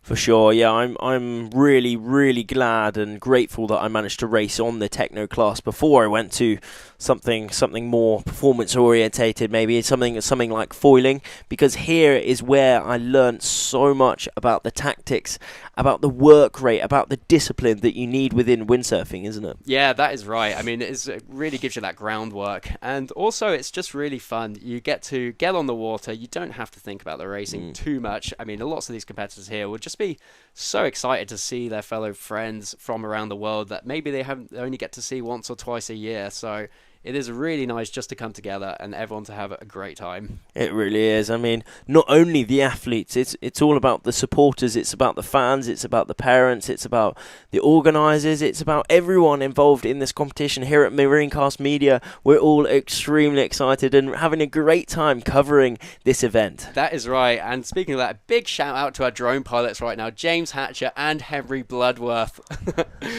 Doing an absolutely amazing job, boys. It's looking awesome. I mean, currently on our screens at the minute, it is looking dreamy. A perfect shot of this finish as we're seeing GBR 459 coming towards the line and through to the finish. That is correct. And of course, there is an Andy Brown who's usually with us commentating, but he is away right now. That is why you have the pleasure, or maybe mispleasure, of listening to us two right now. But there we have it, coming towards the finish, finishing this race here on day number 4 of the 2025 Techno293 World Championships. It's been an absolutely amazing day so far, but we have a lot more races to come, so make sure you don't go anywhere. That is right. I think who we are trying to get next is the under-17 boys, which we haven't seen just yet. So they are also on these orange sails, the same size as the under-17 girls. We saw them briefly at the end as the leaders of the girls were finishing, but we want to get a whole race of the boys and just display everything they've got. There we have it. It is looking dreamy now. The clouds have gone away. We've still got some clouds up there, but it is blue skies. I mean, it's super warm out here as well. The wind has certainly got a little bit of a cooling effect, but the sun is sun is shining.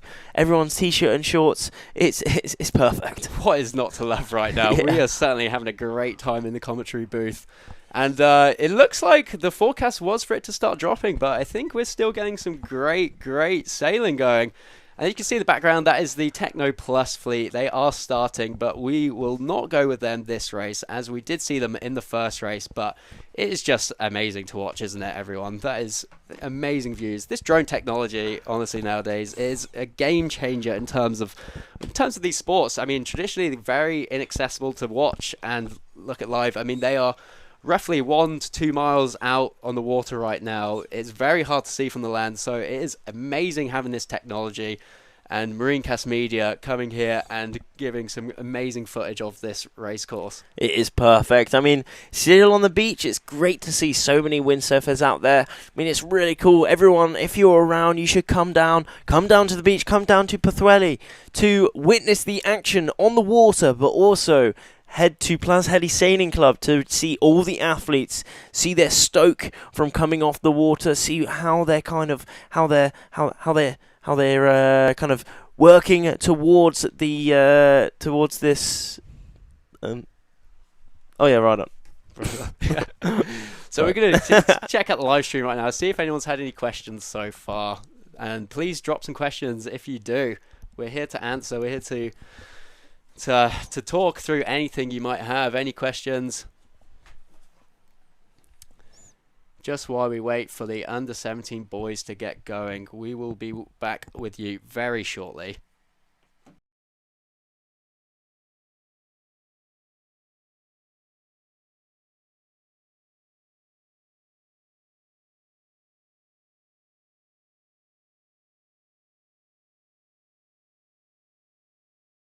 Indeed, it is time for day number 4 here at the 2025 Techno293 World Championships here in North Wales, Pwllheli, UK. And it has been an awesome day so far. We've already witnessed some great action on the water. It has been beautiful, and it looks like the wind is staying around to play at the moment. It was forecast to drop, but it is still around that 8 to 11, 12 knot mark. So it is in that between conditions where we will see some people getting onto the rail where they're getting that extra speed, and yeah, it really is who can get their own wind, who can get the best start.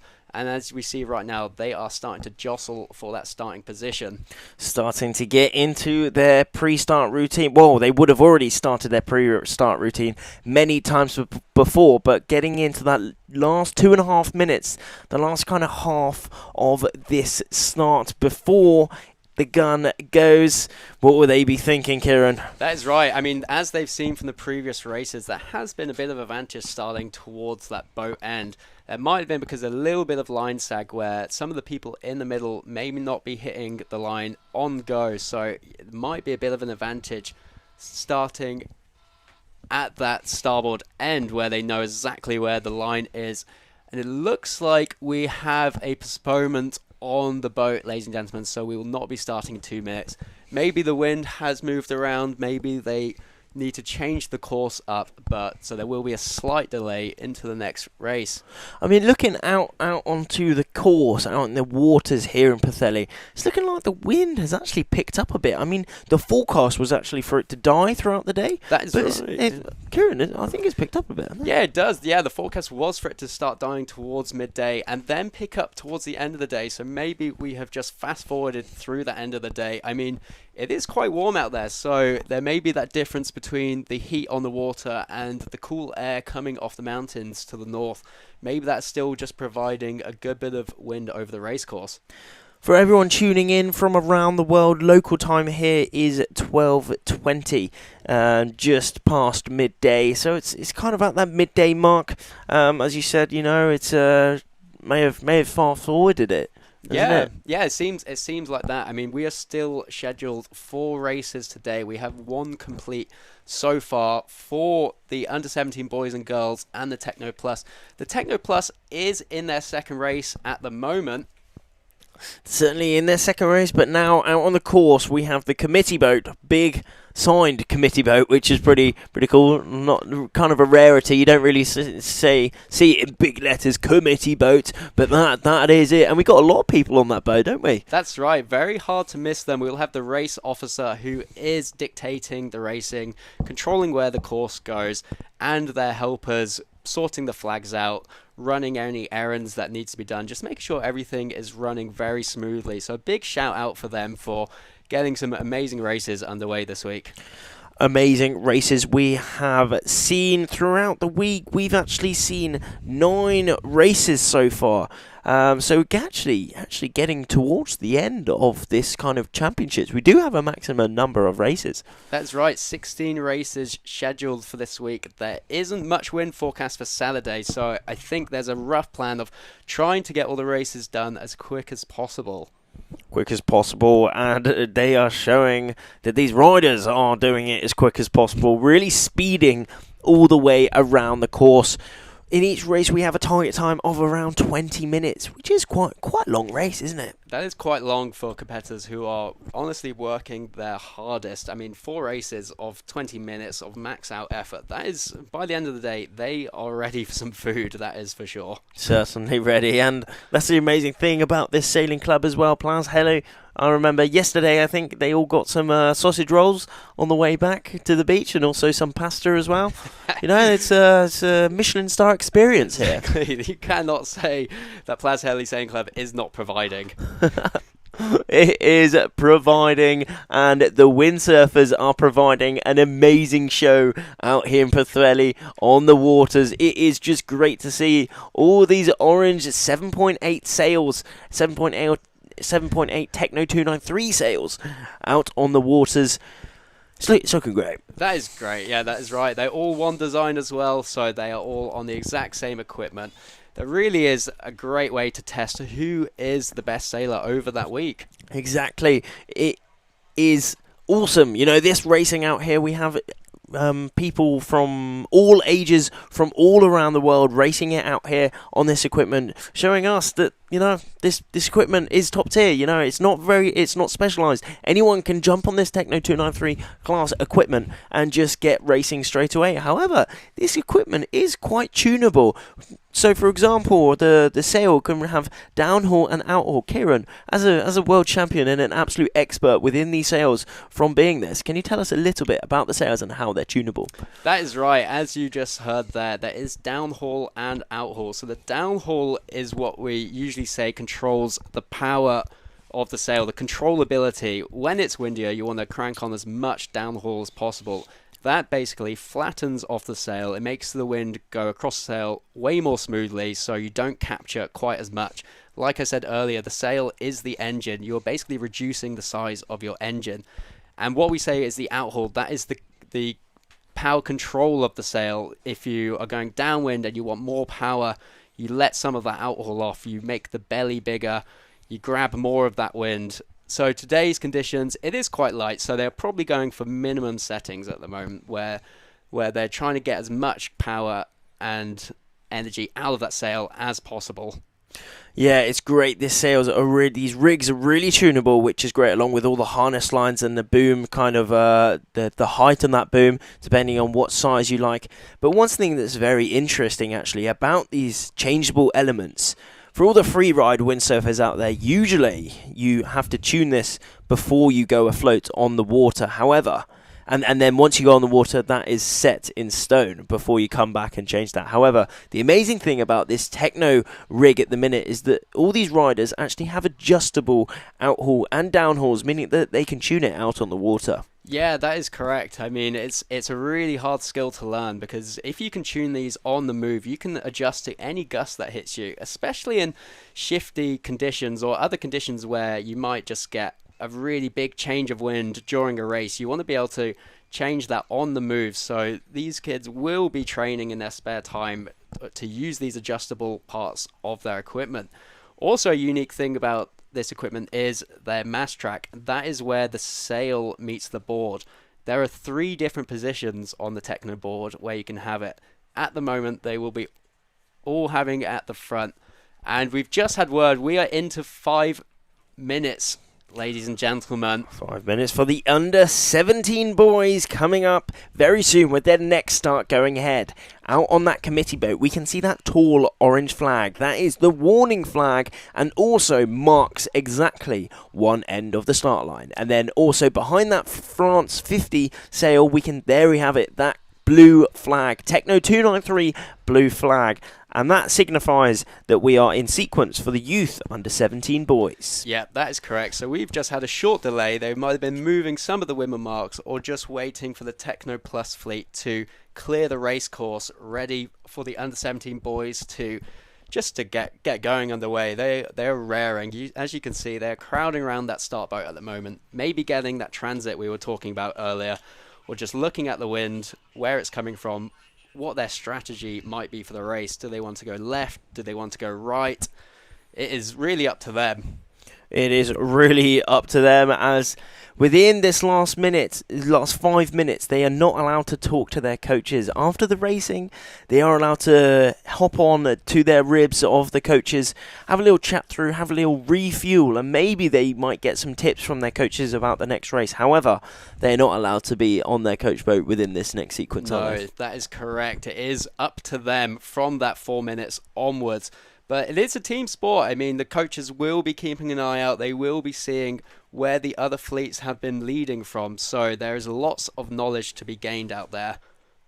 As we have 56 under 17 boys racing it out here for their next race here on day number 4 of the Techno 293 World Championships here in North Wales, Pwllheli in the UK, and it's been yet another amazing day this week for this pinnacle event.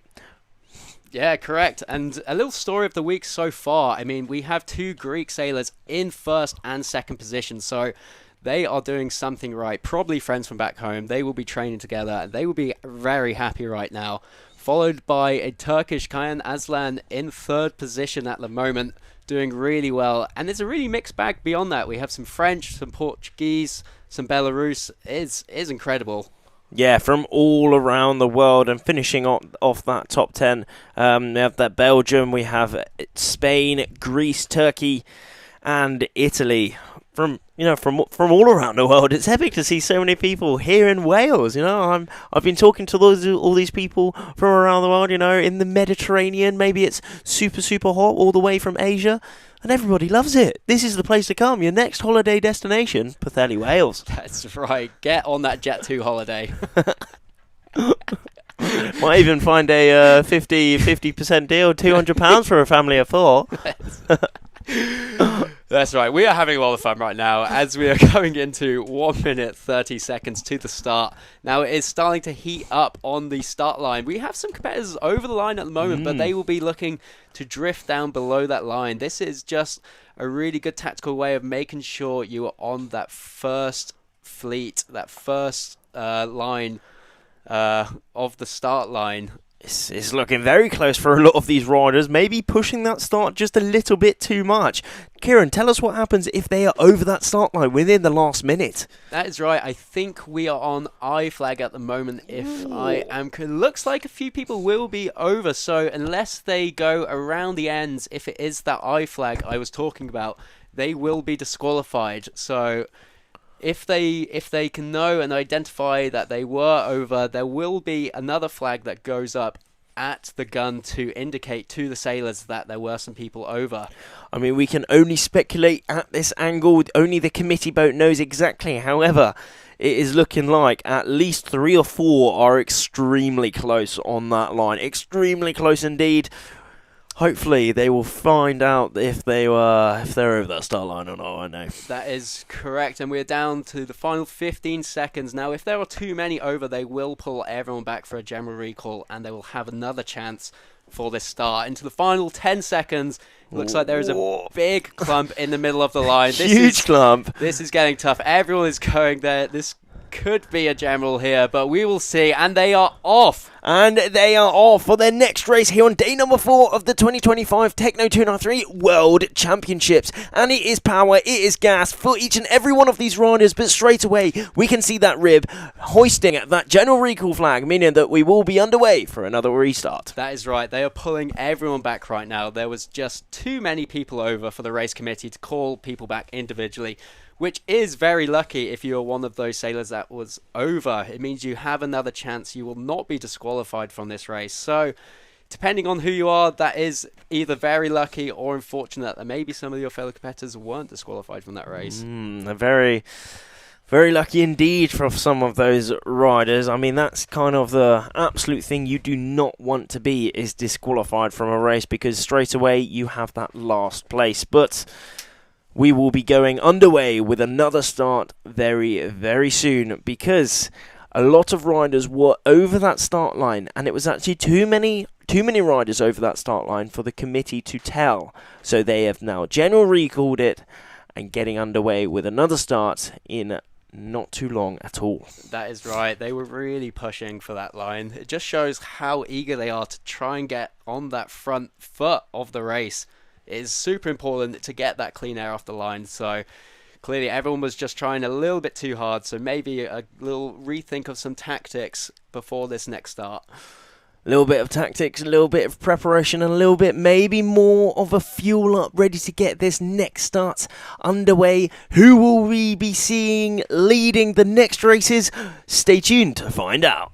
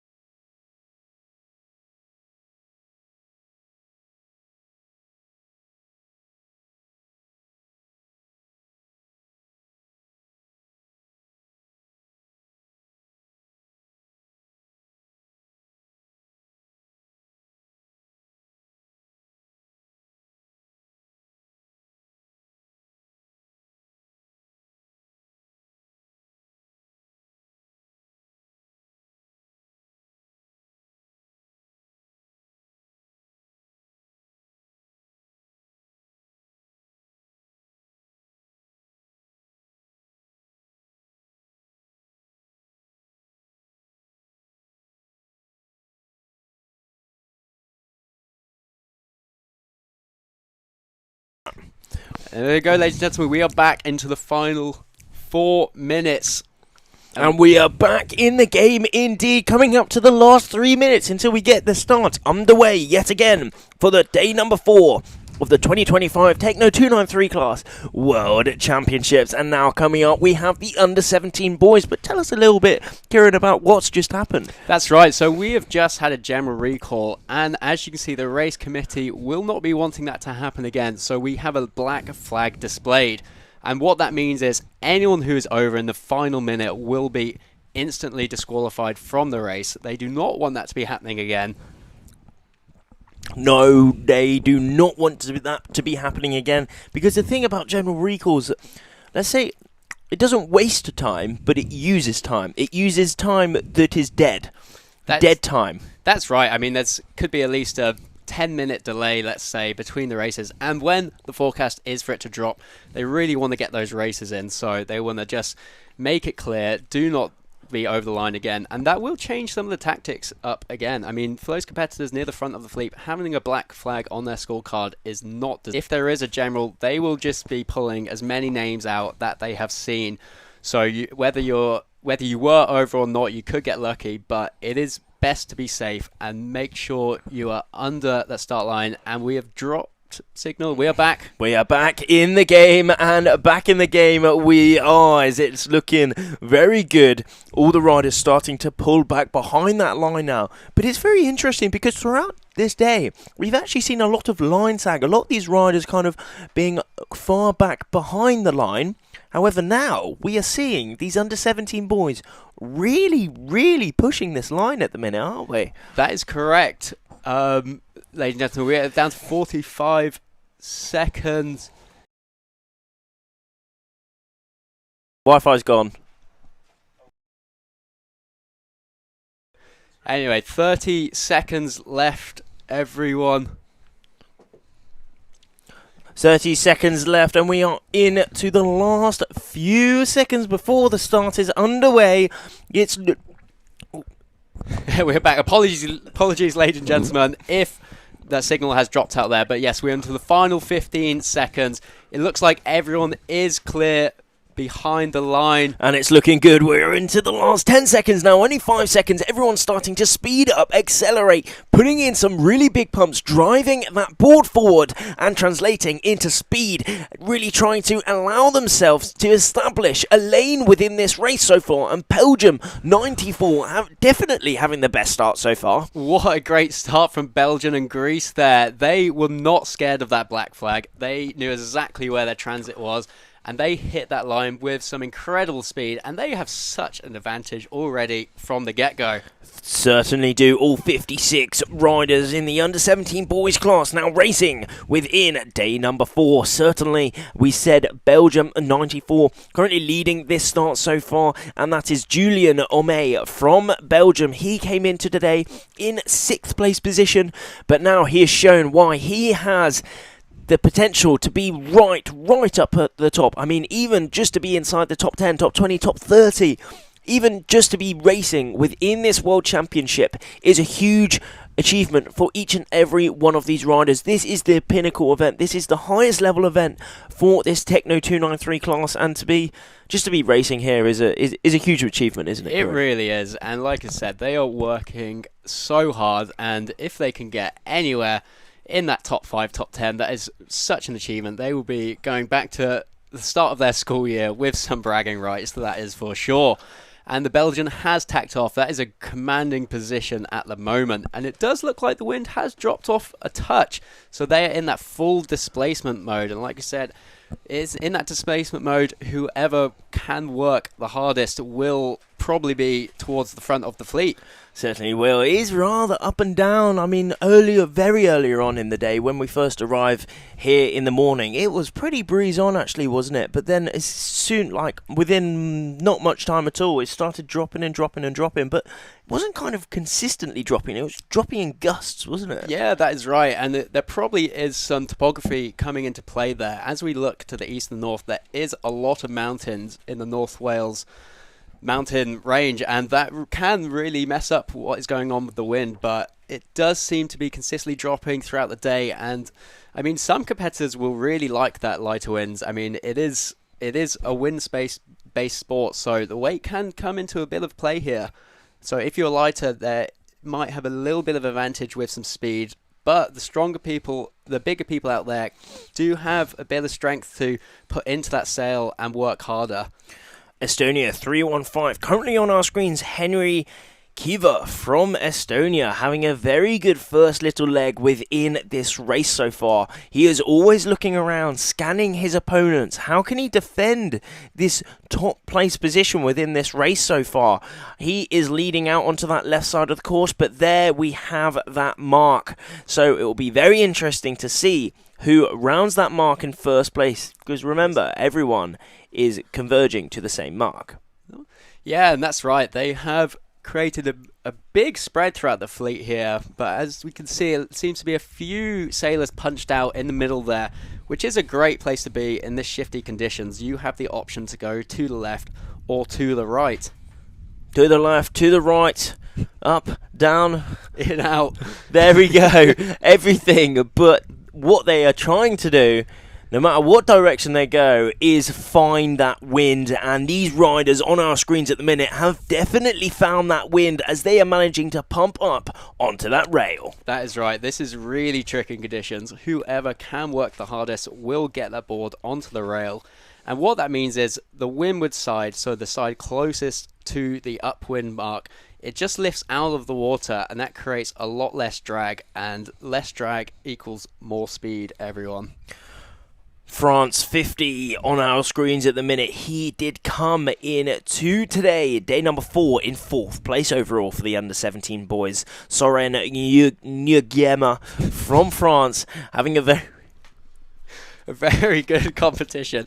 Apologies for any pronunciations here, everyone. We are trying our best. And it looks like there are some 3 competitors. They are really punched out, leading this fleet so far. French sailor. Is that the Italian sailor, perhaps? We will get you in close by. Greece.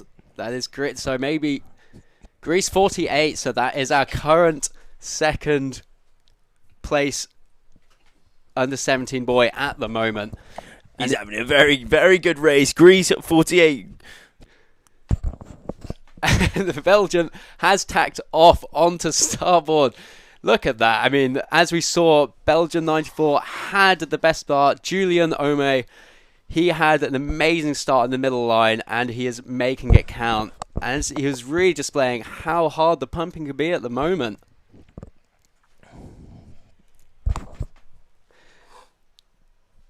And look at that, another bit of spurt of pumping right there. And it might not look like it at home, but doing that is really physically demanding. And they have to do that for around 20 minutes this race. 20 minutes is the target time for each and every race here at the 2025 Techno293 World Championships here in North Wales, UK, Pwllheli. And, you know, they are showing it. They have what it takes, not only at the start of the week to putting in a huge amount of work and a huge amount of athleticism. You know, they have to do it throughout the week. 6 days of racing here. You know, they have to be able to perform for each and every day, because it's not only the first day that matters, it's not only the second day, it's not only the first 3 days that matters, it is each and every single day that we are putting results on their scorecards, eventually building up to that World Championship title. That's right, it is a marathon and not a sprint. You cannot win on the first day, so they want a nice consistent scoreline across the week. Now, one of the great things about windsurfing is after every number of races you get a discard, which means you get to throw away your worst race. I think by the end of the week they will have 2 discards to play with, which is great. It allows some wiggle room. It means you can mess up a couple of times. And that's the thing about, you know, windsurfing. We are relying on the elements as well. You know, it's not something like, let's say, running, where it's the same track each and every single time. We are on different waters each and every single time, whether it's location, but also the wind. The wind changes every single second sometimes. That is right, yes. No two places are the same. Even in this week, for example, no 2 days are the same. They had windy 15 knots the first day, a little bit less the second day, completely different directions. They have to be all-round competitors to win by the end of the week. And currently in the lead, pumping up on to that rail yet again. Belgium 94, Julian Omé really putting in the speed, and closely followed by that second place as well. He is now up on that rail as well. Both these top 2 riders are putting in the work, extending their lead towards the rest of the fleet. That is right, and they are coming around that top mark as we speak, and he has really kept that advantage from the start, leading from that start all the way around. I mean, it's not over just yet, but they have put themselves in a great position. But it's looking like all of them have now overlaid that mark. It might be interesting, maybe something to do with the tides out here as well, Kieran, isn't That's it? true. That's something we haven't even talked about yet. There can be some tides that come into effect in this bay. So maybe there's some tides coming from the bottom of the course up to the top, which is pushing them over that ley line. And that is another thing they have to take into account and keep in their mind as they're racing through the day. But still, our top 2 riders is definitely having a commanding lead, and the rest of that top 10 now making their way to that upwind mark, all starting to kind of put in some big pumps to get out on the plane. But now the fight will be to whoever can stay up on that plane on that top reach. That is right, and it looks like there might have been a bit of a right-hand wind shift. Everyone who went to the right has come out pretty well here, so they are using the wind to their advantage. And a GBR sailor coming through, we love to see it. Love to see it indeed. Home country. That's right. There should be some home advantage on the course, but all the competitors from around the world, they have come here, and it's like they have been here and trained here all their lives. They're doing incredibly well. As we have Greece currently leading the under-17 boys overall coming into day number 4. So, a very, very different kind of set of conditions, let's say, for these riders from around the world. Maybe they were in hotter places, maybe they were in colder places. Maybe their home spot is full of waves, maybe it's full of wind, but now out here on day number 4, we have light winds, we have kind of not fully flat waters, but not mega wavy, not mega swelly, let's say. And we also have the sun beaming down. We're seeing a lot of these riders, bare arms, getting their arms out, getting the sun on those arms. But also what's really important while most of them having their arms out is that they can be freeness to pump that sail, and freeness on those forearms as they are working those really hard. That is right. It is very tough on this windsurfing. There's lots of forearms, lots of back work. I mean, it is just an all-round sport. That is why there's nothing else quite like it.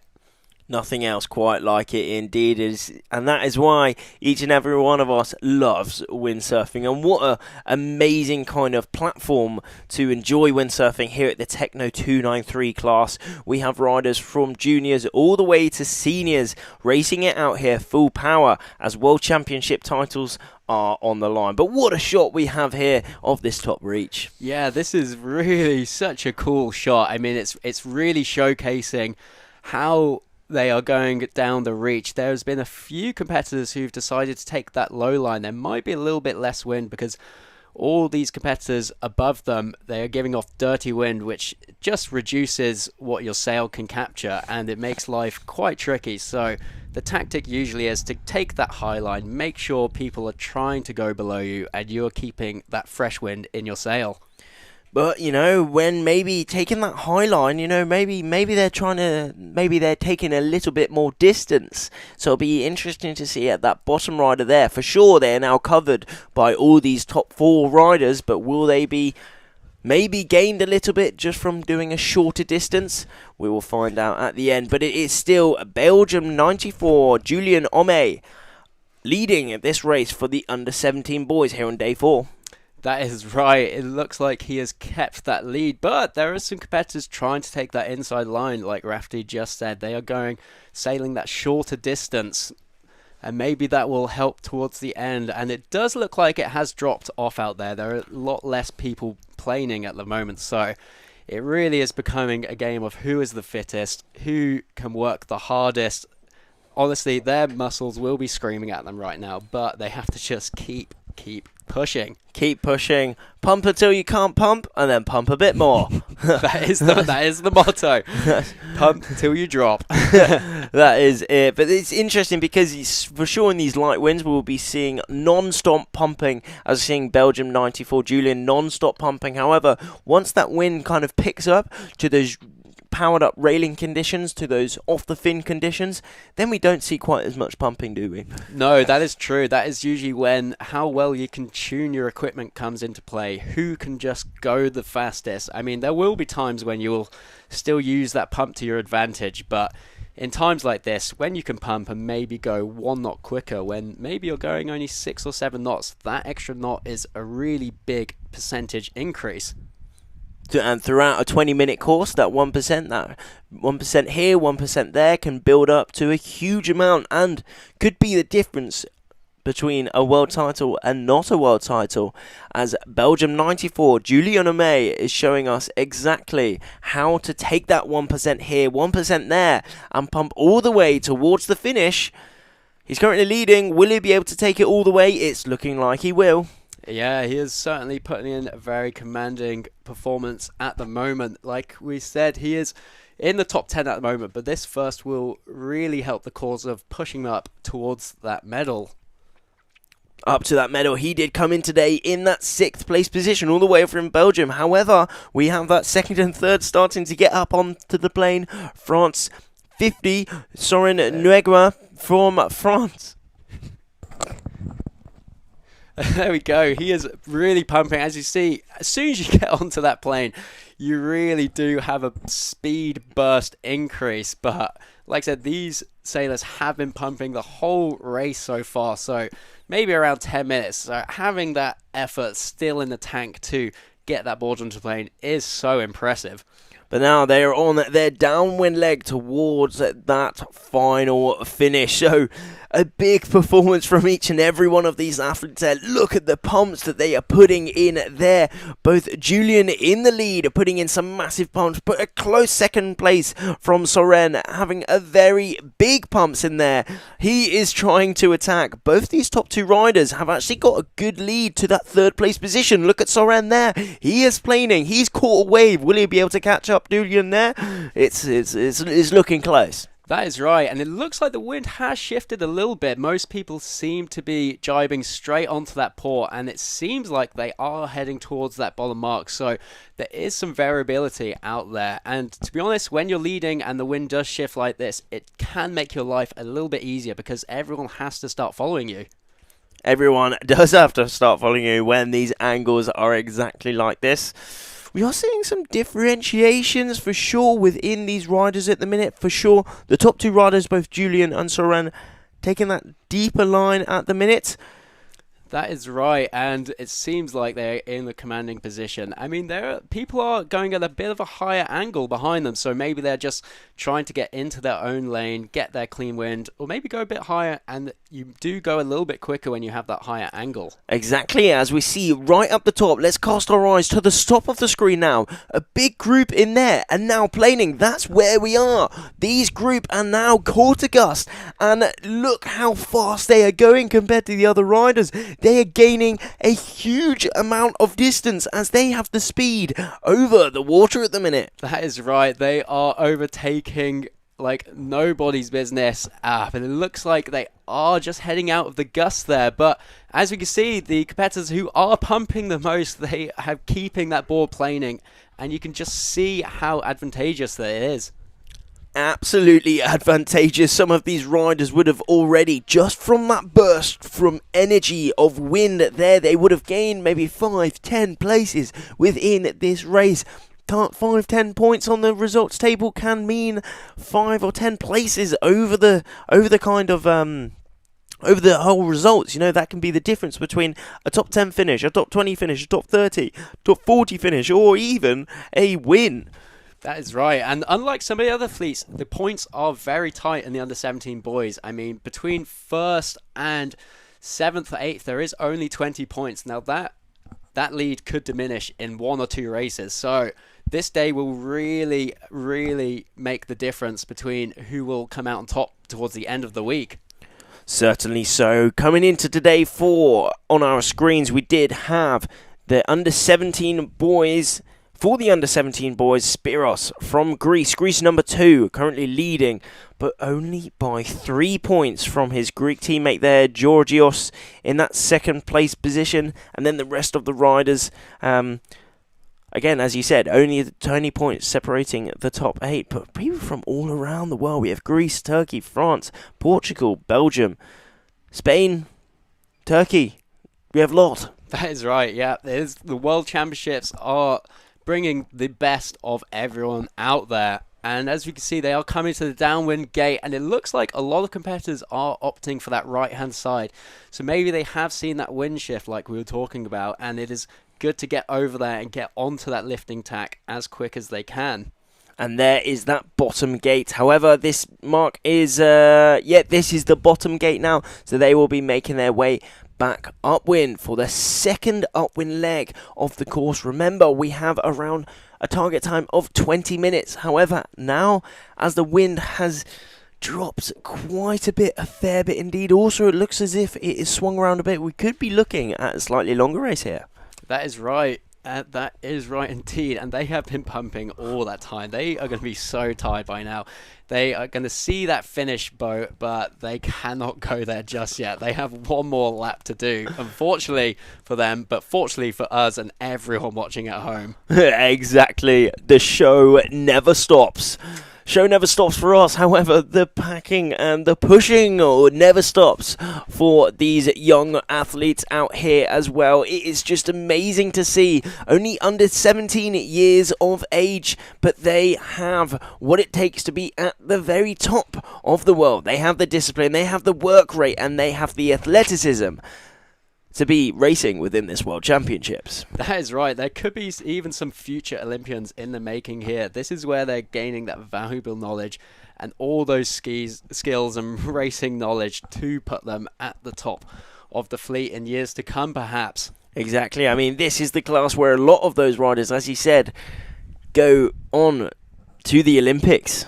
That is right. Well, yes, this is where they learn all those key skills. But of course, they have to switch to foiling at the end of the day. Now, Rafty, you are quite a bit of a foil head yourself. Can you maybe give us some of the key differences between this old school now, I'd say, style of windsurfing and the new school foiling that is burst onto the scene? Yeah, so I did start with techno racing, however, moved on to foiling quite fast. However, I loved the speed, I love the adrenaline, and I love the action. I mean, not taking anything away from Techno293 class, because it is amazing for learning the ropes of windsurfing. However, big differences between foiling is that wind foiling, you are always flying above the water, so you have a lot less drag. However, you are flying at a lot higher speeds within the course at the minute, but it is a lot more expensive. Let's say it's kind of the progression from here. If you want to increase performance, then you move on to the foiling, which is mainly the IQ foils here. But now we are on the Techno293 class, which is amazing to see. I mean, here is where some of those core sailing strategies are made, those core sailing understanding of the water, of the conditions of nature, and how you can use those kind of tools that you gain from Techno293, use those tools in racing and hopefully, like push to the top of the world. Yeah, that is right, and it has been around for 20 years for a reason. It is so accessible for people to get into. It's probably one of the bigger windsurfing classes out there, and you can see why. Just look how fun it is. And again, these amazing shots, everyone. This is awesome it's awesome for us to bring this to you live from North Wales, Pwllheli. It is truly a treat. It is truly a treat indeed. We are seeing all these riders, 56 riders for the under-17 boys, racing it out here on the waters of Pwllheli. We have over 260 athletes within this World Championships, fighting out for those World Championship titles. It is absolute pinnacle event here in Pwllheli. It's great to see riders from all around the world here, from Asia, from Europe, all the way from the Americas as well. It is great to see. That is right. And as back to the racing, it does look like there has been some wind shifts. There is some big advantages being on starboard right now. As you can see, the people over towards the left of your screen, it looks like they're just in a commanding position. And they must be so tired. They're just trying to regain any little bit of energy for that final downwind push. Downwind push it will be, but it's also now an upwind push. We're seeing a lot of the riders kind of letting off, as you said, of that pumping now. I mean, every now and then we do see some more big pumps, but they are certainly in that displacement mode at the minute, just gliding over the top of the water. But seeing on the left side of the screen, putting in some big pumps now. As he said, it's kind of in that marginal conditions where if they pump to the absolute max and have the perfect technique, they are able to rail that board at the minute.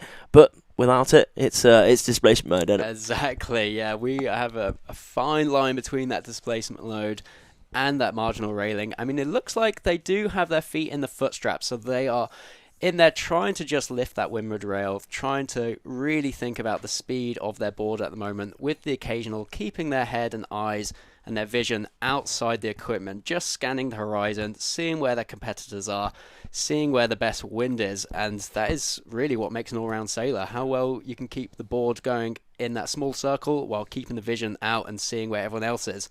Exactly. We are talking a lot about railing this board, railing this Techno293 equipment. Kieran, can you give us some more detail on what railing means?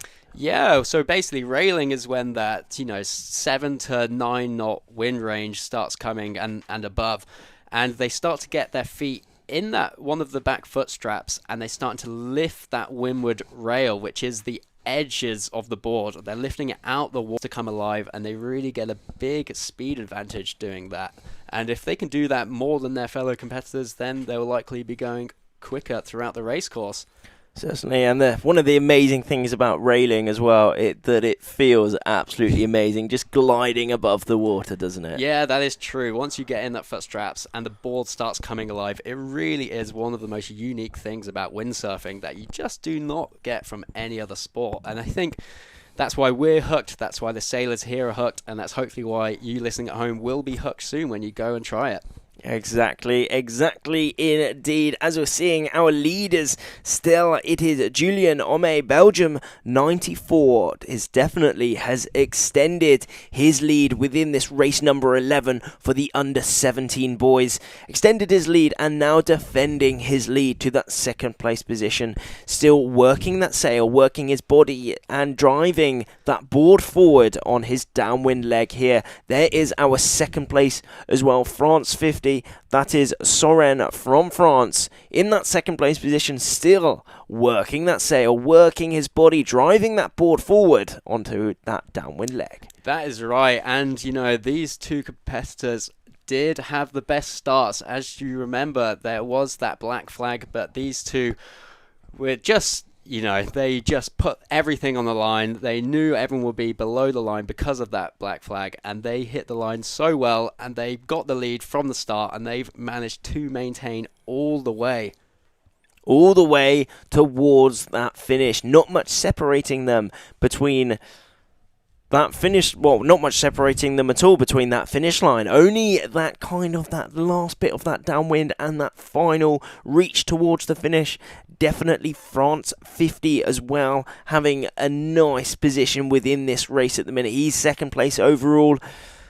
Big distance to that third place, isn't it? Yeah, definitely. I mean, they'll be starting to think that they can see the finish line right there, and they will be chomping at the bit to get over that, secure that position for that race, and just get rested up. Still, they have 2 more races to complete today.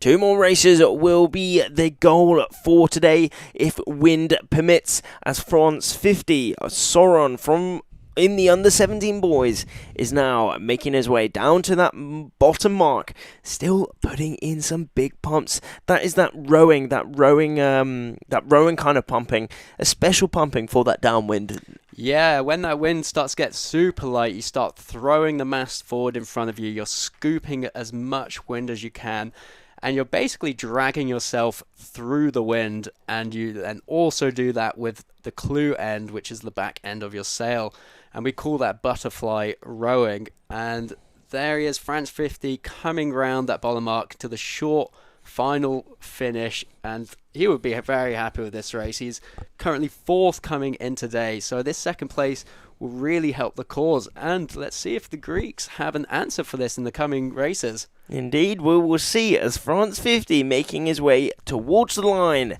and finishing his race number 11 here on day number 4 of the Techno 293 World Championships. That is right, and the rest of the fleet, will be slowly trickling over the finish line now. There seems to be a little bit of a battle for 3rd. They're starting to pump, but it does look like the sailor ahead is commanding and will take that 3rd position. Now we will get a sail number on that for you in just a moment. Belgium. And then we have Belgium 94. That is Julien Orme.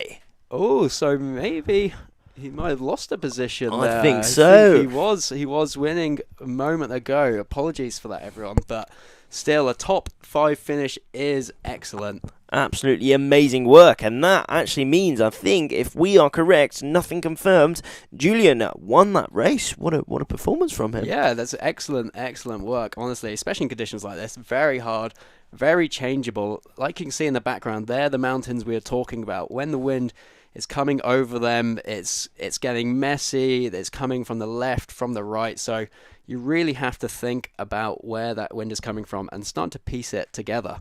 Piece it together as all these riders are now piece the puzzle together, finishing at their race number 11. This is the under 17 boys. We have 56 within this fleet at the minute, within the under 17 boys, and they are all starting to make their way towards the finish line. And another, even though it has been displacement conditions out here, it's been quite light winds, we've still seen an amazing show for each and every one of these athletes out here. It's great to see, isn't it, Kieran? That is, and is that a GBR we see crossing the finish line? We love to see it. I think that is Milo Potts. Milo Potts, GBR 3531, having a good race there. He came into today in 16th place overall. What a race. What a race. Maybe that's going to start pushing into that top 10. Top 10 at the World Championships. It would be unbelievable. Turkey 2905 now on our screens at the minute. Arhan Öztürk from Turkey also coming towards the line now. He is still working that sail, closely followed by Greece 39. That is indeed.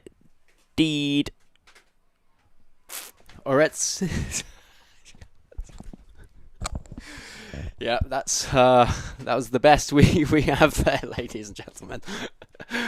But what a race, regardless of our pronunciation. That is incredible scenes, and the rest of the fleet will be trickling through that finish line now.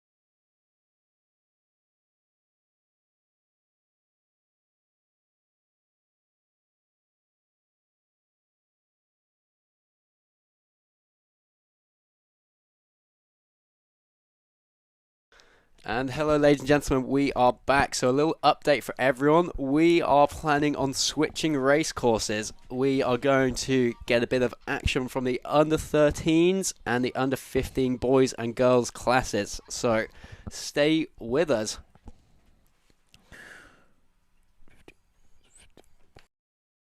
On to the other course for these other categories out here racing in the Techno293 World Championships. As you said, yeah, we have the under 13s, we have the under 15s, we have the under 17s, and also we have the Techno Pluses, which is also includes the under 19 class and also the open class. So we have people of all ages, of all around the world, racing it out here in Pwllheli for the Techno293 World Championships. This is day number 4, and we are going to be getting straight back into some more racing.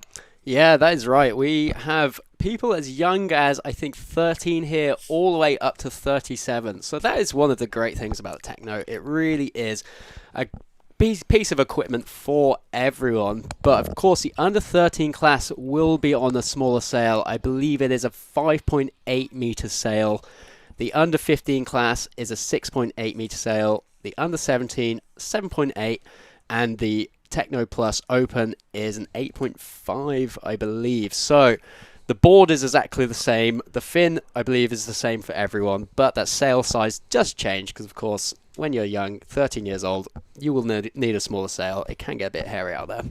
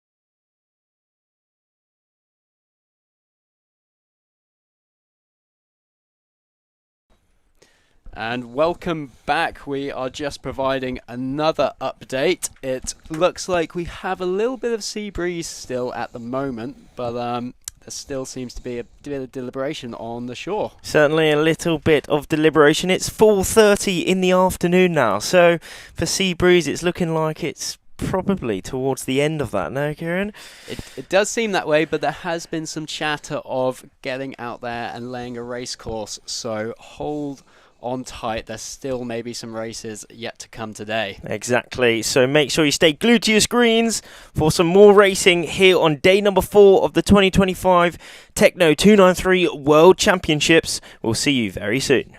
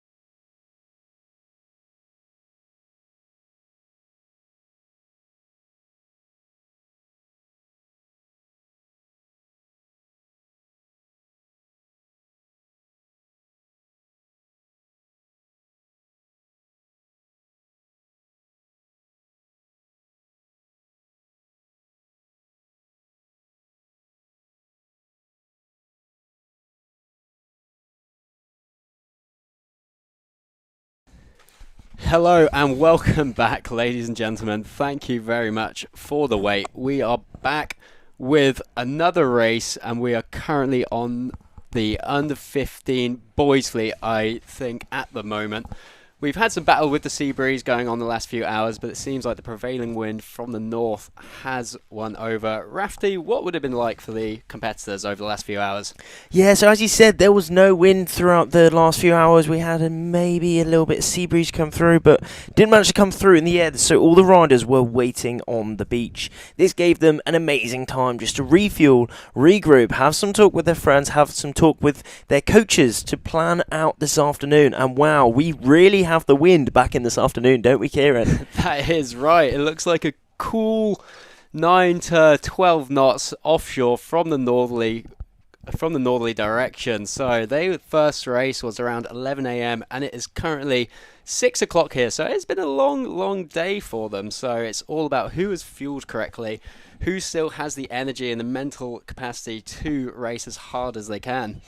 But we will be seeing yet again some awesome action out here on the course in the waters of Pwllheli. As we said, this is the 2025 Techno293 World Championships. So for each and every one of these riders, this will be their pinnacle event of the year. And we're seeing here the under 15 boys now within their last minute before they get racing out here on day number 4. Tell me about the wind, Kieran. How much are we looking at out there? Yeah, it looks like around 9 to 10, 11 knots at the moment. Offshore conditions, so it has gone a little bit more tricky for them. They will have to keep their eyes peeled, look for the gusts and the shifts out there, and who can put together the best upwind to see where they come out on top. Now, of course, the start is one of the most important bits of the race, and they're in their final 10 seconds. There is a little bit of line sag at the moment, so hopefully they can start pumping and get going and get towards that line and hit it with some speed.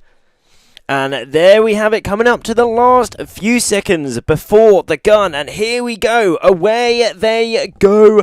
Start number 1 here on the afternoon of day number 4. Down that pin end, we've definitely got some port flyers. There we go. Absolutely flying out there. Poland 403, and also Poland 480. The pole riders absolutely threading the needle, but they make it. Certainly Poland 403 is making it, but Poland 480 has dropped off the plane and now in that danger zone. That is what we love to see. A port flyer in the under 15 class. They must have seen something between them because they have absolutely gone for it. It looks like they have gone track back, so they're in the planing mode, which is a very interesting tactical decision. They will be pointing a lot lower, but going much quicker. Much quicker indeed. We certainly have some decent wind out here on the course, out here on the waters here in Pwllheli. We're seeing a great view of the waters at the minute. We're definitely off in the background. We have some more wind. It's very interesting. Kind of in the last half an hour or so, the wind has completely changed, completely done a 180 degrees in shift, and it has certainly picked up enough. So these riders are now railing out here on the course. That is right, yes. The race committee wanted to wait for that sea breeze to drop and that prevailing wind to come from the north, and it looks like it has exactly as intended, and they're planning on, I think, at least 2 more races today to really try and make that quota. Indeed, trying to make that quota. Remember, we have a maximum of 16, I think. Indeed, 16 races, and daily a maximum of 4 today, yeah. Indeed. So they will be pushing to the maximum amount towards the end of the week. The forecast isn't looking quite as amazing as it is at the minute.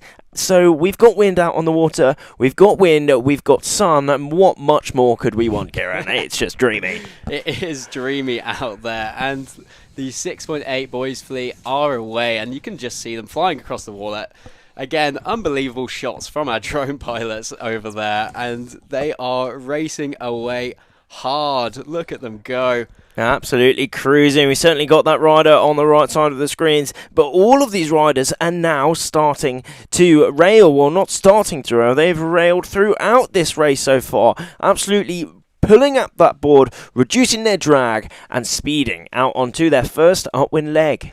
That is right, and back to the racing. It looks like the sailors who went towards the left are coming out on top right now. Maybe there's a bit more wind over there. Again, it is offshore conditions. It's super gusty, so everything changes in a moment. An absolute moment. That is all it means between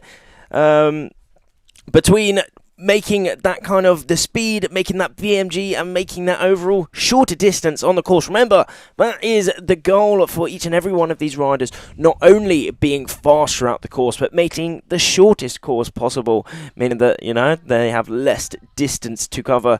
Maybe they go for the high angles, maybe the low angles, but as they are all railing now, they're just trying to gain as much speed as they can. They're now railing that board, getting a lot more speed, and now they're pulling up to as much angle as possible, so they have that best overall VMG. But it's a fine balance, isn't it? That is right, and this is a great example of what we're talking about right now. He is sheeting in with that windward rail just slightly up in the air, trying to reduce that drag, and that is Italy 131 tacking on the ley line, so it seems like they've gone all the way to the left.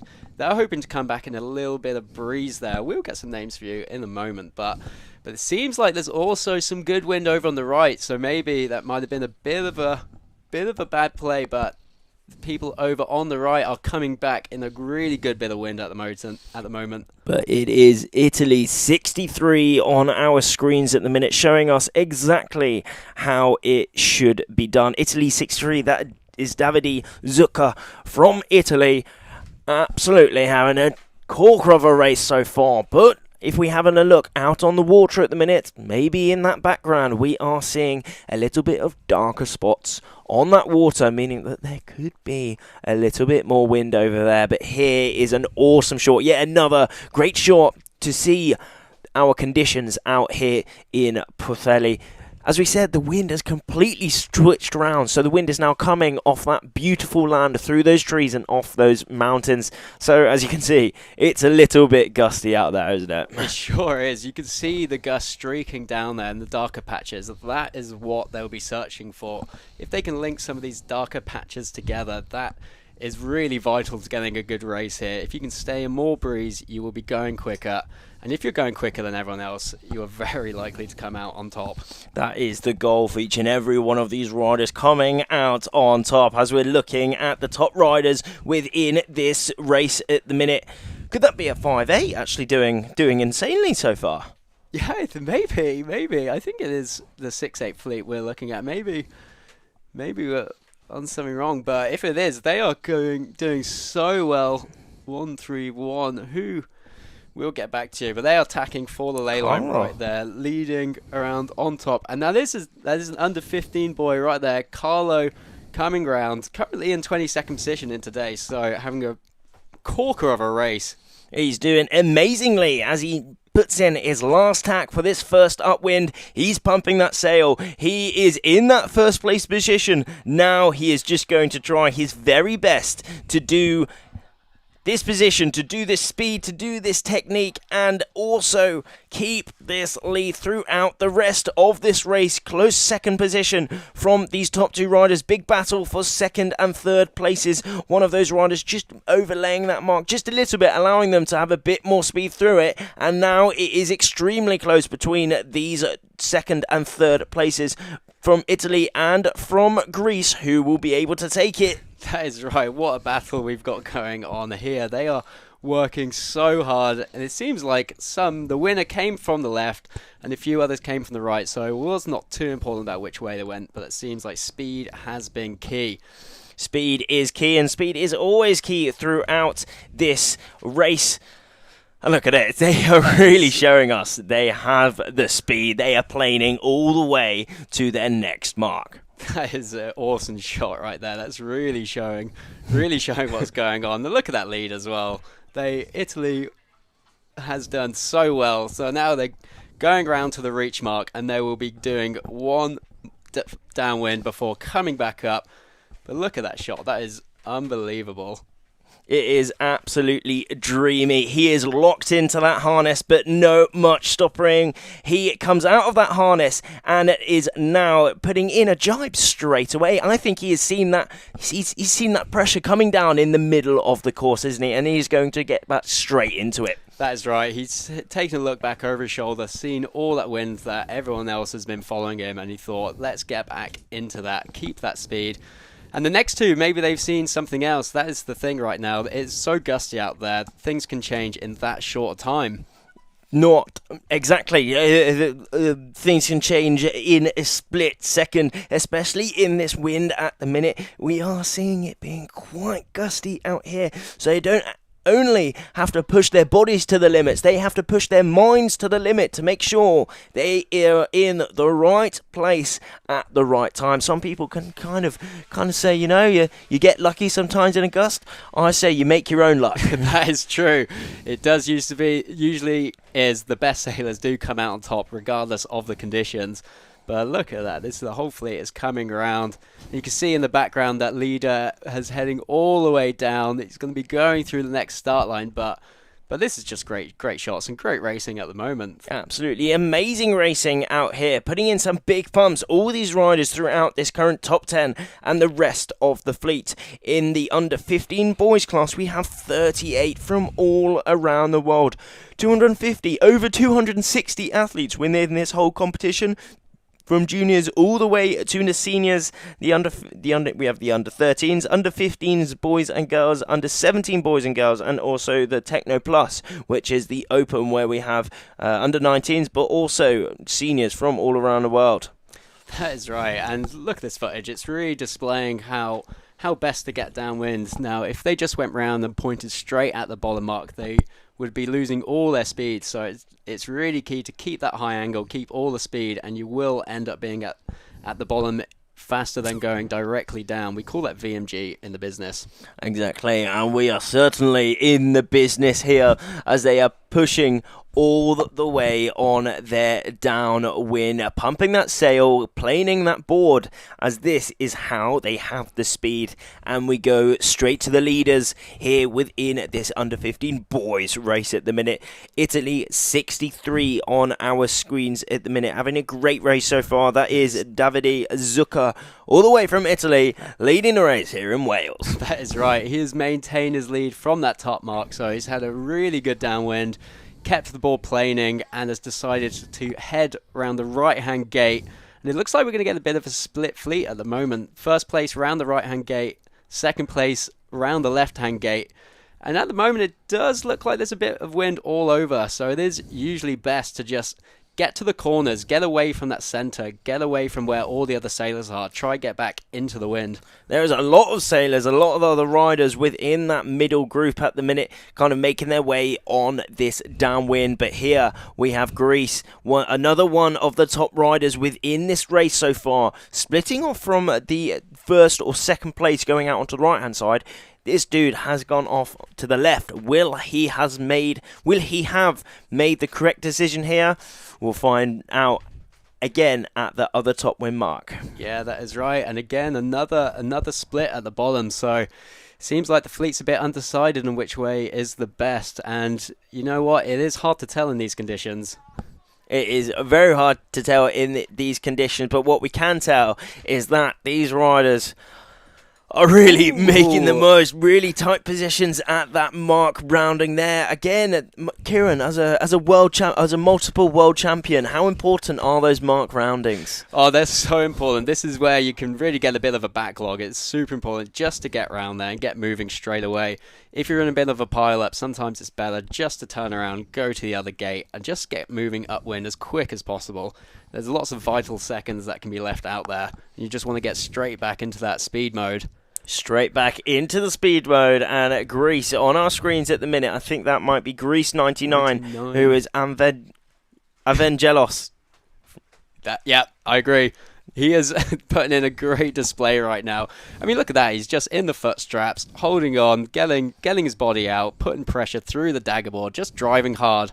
And how is his tack? It's looking nice and safe.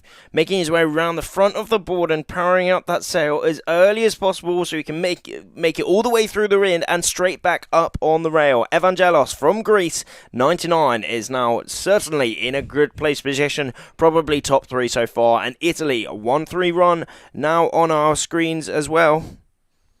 That is right, and he has opted to go a little bit further, so maybe he saw something that Greece 99 hasn't, and there's his tack right there. So maybe he's hit that ley line. Maybe he's on track to making that upwind mark in one, or just hoping for a bit more wind out in the corner. I think he will be hoping for that bit more wind, because actually at that start on that first upwind leg, we saw him leading the race.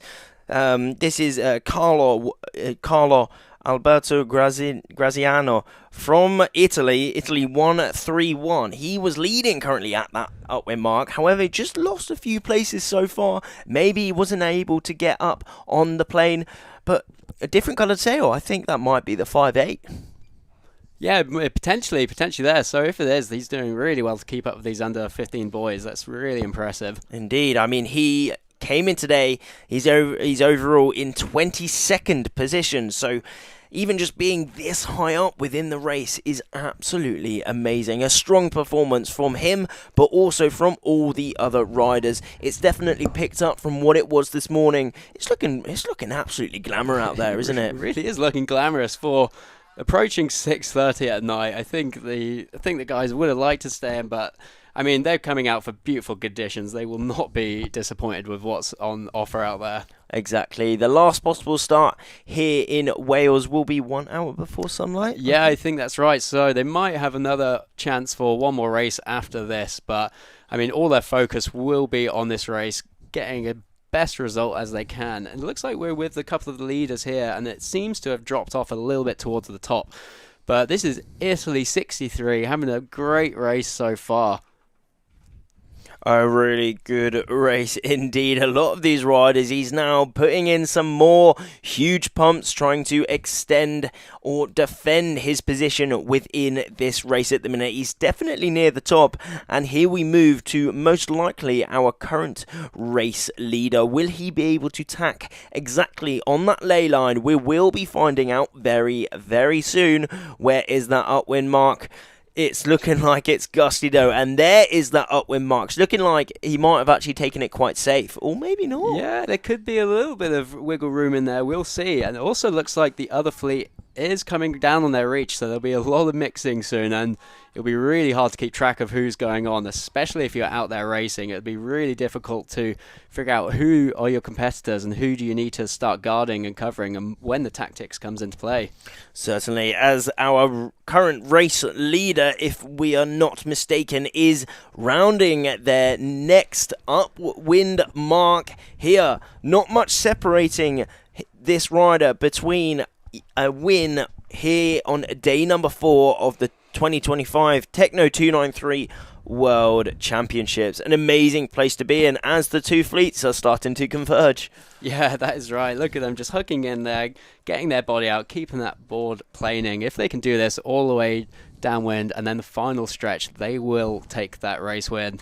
They will take that race win indeed, but if we keep our eyes peeled on the riders behind, it looks like they are now in a gust. A big gust coming through the course at the minute. Will they be able to harness the power of this gust, harness the power of nature in their sails, driving it through their body and ultimately in their board to translate to speed, to translate to angle on this downwind leg? They're all converging at the same point, so we're going to find out. That is right. And it looks like the Greek boy is working so hard just to keep that board planing. Bearing in mind he's already been racing for about 10 to 15 minutes now. He will be tired, but they're still working as hard as they can to keep the board moving forward. Will be working hard keeping that forward, but they're doing an amazing job of it at the minute. Italy 31 currently on our screens. Yeah, it looks like maybe some of the people that rounded shortly behind did that early jibe, and have gone into that gusty wind. So maybe there might have been a bit of a lead change there. Indeed, Italy 35. That is Giovanni Moncada from Italy. Again, in a very good place position. But here we are seeing the two fleets starting to converge a little bit. Remember, we have two fleets racing out here, the under 15s, but also the under 13s out here on the course. You can see slightly different coloured sails. The white top sail is the 6.8 metre sail, 6.8 metre squared of the under 15s, and the orange top sails are the 5.8 metres squared of the under 13s. Yeah, I think that's right. So we will do our best to try and distinguish them, but we'll definitely know towards the end of the race. But this is Spain 3 coming through really nicely, and they're still, look at that, just riding the waves downwind, keeping that board moving. As long as you stay planing, you're generally doing all you need to be doing right now. Exactly, but Kieran, tell me a little bit about how these riders can stay planing in these marginal conditions. Yeah, that is right. I mean, one of the main things is just working hard as you can. You are having to pump. As soon as you feel that board come off the plane, you know right then you need to start working a bit harder, start pumping, using the legs, using your arms, just keeping that board planing. And also, tactically, you can choose the right way to go downwind. You can stay in the gust, and you can conserve your energy. When you do have a bit of wind, when you are going down the wave, you can hook in, you can get that little bit of rest. And there it is. It looks like Greece 99 is coming through the finish line. So what a race win. Currently in 5th position before today, so that race win will do really well for the cause of getting some silverware. Getting some silverware indeed, and it's looking dreamy.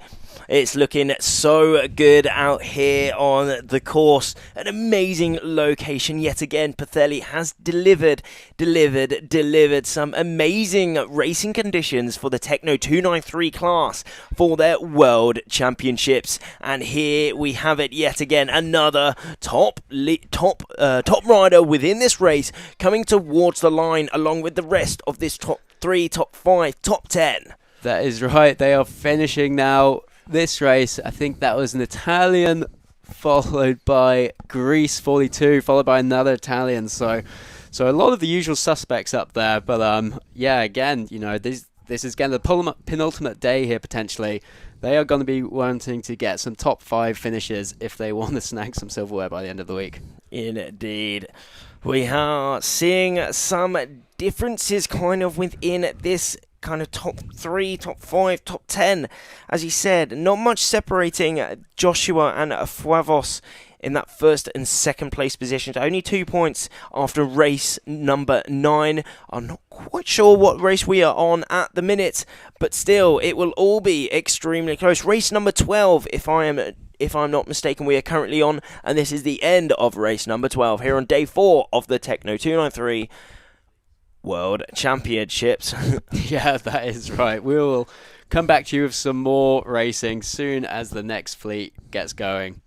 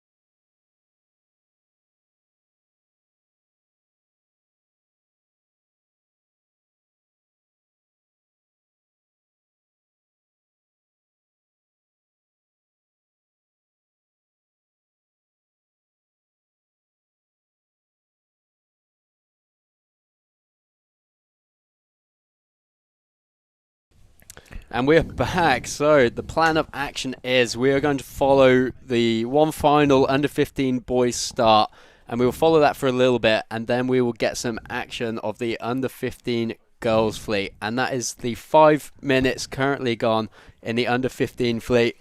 We are certainly inside of that last 5 minutes. This will be the last race of the day if we are correct. Of course, no confirmations, but in theory, this will be the last race of the day, and we are coming up to the last 4 minutes until we go ahead with this race. Green flag up on the boat, meaning that we are coming up to our last 4 minutes, our last kind of time before the sequence. Kieran, tell us a little bit about what will be going through the riders' heads at the minute. I think at the moment they've had a long day out there, so I think they will just be craving getting this done and getting back to shore. But I mean, the job is not done just yet. There's still lots to think about. They will be analysing that previous race. Where did the winners come from? Has the wind changed? I mean, it looks still pretty consistent out there to what it has been in the previous race. So I think it's less about what side is best, but getting that gust together, getting their plan and their strategy on point before the race starts. Indeed, it will be for each and every one of these riders as they are in the same race. They need to be all thinking about how to finish this course as quickly as possible. As we said throughout the day, the wind has been changing round quite a lot. However, one thing that has stayed consistent is the sun. It's just been dreamy out here in Pwllheli. That is right. I think I'm a little bit sunburned, and I've been in the commentary box all day. I can't imagine what it's been like out there for the sailors. It's just been dreamy, sun shining all day, but the wind has been changing around quite a lot. In the morning, we had the wind in a completely different direction. Then it dropped in kind of that middle-ish time of the day. The forecast of the day was to be windy in the morning. It was windy in the morning, then it dropped off, and then wind was going to come back, and that is what right. we do. We had the classic sea breeze where we had a bit of offshore wind in the morning, and then it trickles off and dies down as the day heats up, and then we get a little bit of wind from the ocean, which we didn't actually get any racing in, but that is the classic sea breeze. And now, as we've gotten towards the end of the day, it's cooled off again, and that prevailing wind from the north has come back through as we approach the 2 minute mark. We are inside now, the last 2 minutes until we get away with this under 15 start next on the Techno293 class World Championships here in North Wales, Pwllheli in the UK. And what an amazing UK summer we have on at the minute here on day number 4. Perfect UK summer means perfect conditions to go windsurfing. All day has just been perfect. We've been racing in the morning. We've been racing all the way until the evening now. Local time is almost 7 o'clock. 6:48 is the exact time. And it's looking great. So for sure, our next start will be at that 6:50 mark. That is correct. And we are approaching 1 minute and 15 seconds. We have that I flag displayed, which means they need to be below the line on that 1 minute, which looks like they are being safe at the moment. They are staying below that line. As we're approaching the tail end of the competition now, we want no mistakes from anyone. That will really damage the scorecard. It's really getting to the meat end of the competition. Exactly. We're a maximum of 16 races, and we have been battling and rattling through the races so far here at this World Championship here in Pwllheli. The conditions have been delivered, so we have been able to get racing upon racing upon racing. And yet again, here on day number 4, we will be completing the maximum amount of 4 races. So just hats off to the location. It's just been amazing as we're coming up to the last 30 seconds for the under 15s. Yes, and we're seeing a little bit of line sag at the moment, and it does see just outside of the picture right now there are a couple of people setting up for that port flyer again, and that was exciting to watch last race. So if we get another chance of that, that is amazing. That is quite a move to pull off, especially in the under 15 fleet. As we're approaching 5 seconds, they're going to start ramping up now. And there we go, they're trying to hit the line at speed. Are the port flyers going to come through? We certainly do have some port flyers, but we have greased down that bottom end, shutting the door. But Turkey is going to try their very hardest to thread the needle. Threading the needle, he does indeed. Now stopping up. It is absolutely absolute carnage down that bottom end. Oh, good grief. Holy moly, it's popping off down there. Luckily, no crashes, no one going in the water. Everyone is good, but it'll be very interesting to see if there will be any rule infringements down that bottom end. That is right, and it does seem like the starboard and competitors have made a bit of advantage this time, so that port flyer did not quite work this well. But they have managed to get over to that right-hand side, so maybe their strategy for the total race is the right-hand side, and that might still come through. And a very interesting point down that bottom end, as you said. I mean, we touched on it earlier this morning about the port starboard rule, but there we actually saw some comings together within that port starboard rule and someone actually going into the back of another rider. What happens when there is a rule infringement out there? Okay. That is right, yeah. If there is a rule infringement, and if they do decide to see that through, the sailor has to shout protest on the water for the competitor who has done the infringement to do their penalty, and their penalty on this is a 360 turn with the board, so that is either a tack or a jibe or a tack, and once they've completed that, they have finished their infringement, they've got rid of their disqualification infringement, and then they can continue on their race. Indeed. For all you fans out there, infringement means basically a rule break. Exactly, so a break of the rules, but the proper word is infringement. That is right. Infringement. Ooh. But generally in the windsurfing fleet, if nothing's happened too badly, a lot of the time they will just let it go unless there has been a serious infringement, or someone has fallen in, or there's some damaged equipment. But it seems like the starboard end folks have gotten off really well. And they are siphoning through, but at the moment we're going to switch to the under 15 girls fleet, as we have not seen them, and they have come into their 5 minutes. 5 minutes to go for the under 15 girls. It was great to see one of those amazing starts, an absolute kind of action start down that bottom end, which was really exciting to see them putting on a great show for us. Hopefully everyone is okay, and the under 15 boys are making their way out on to their course at the minute, but we did follow the under 15 boys in that previous race, so now we are moving on to the under 15 girls, around a minute to go.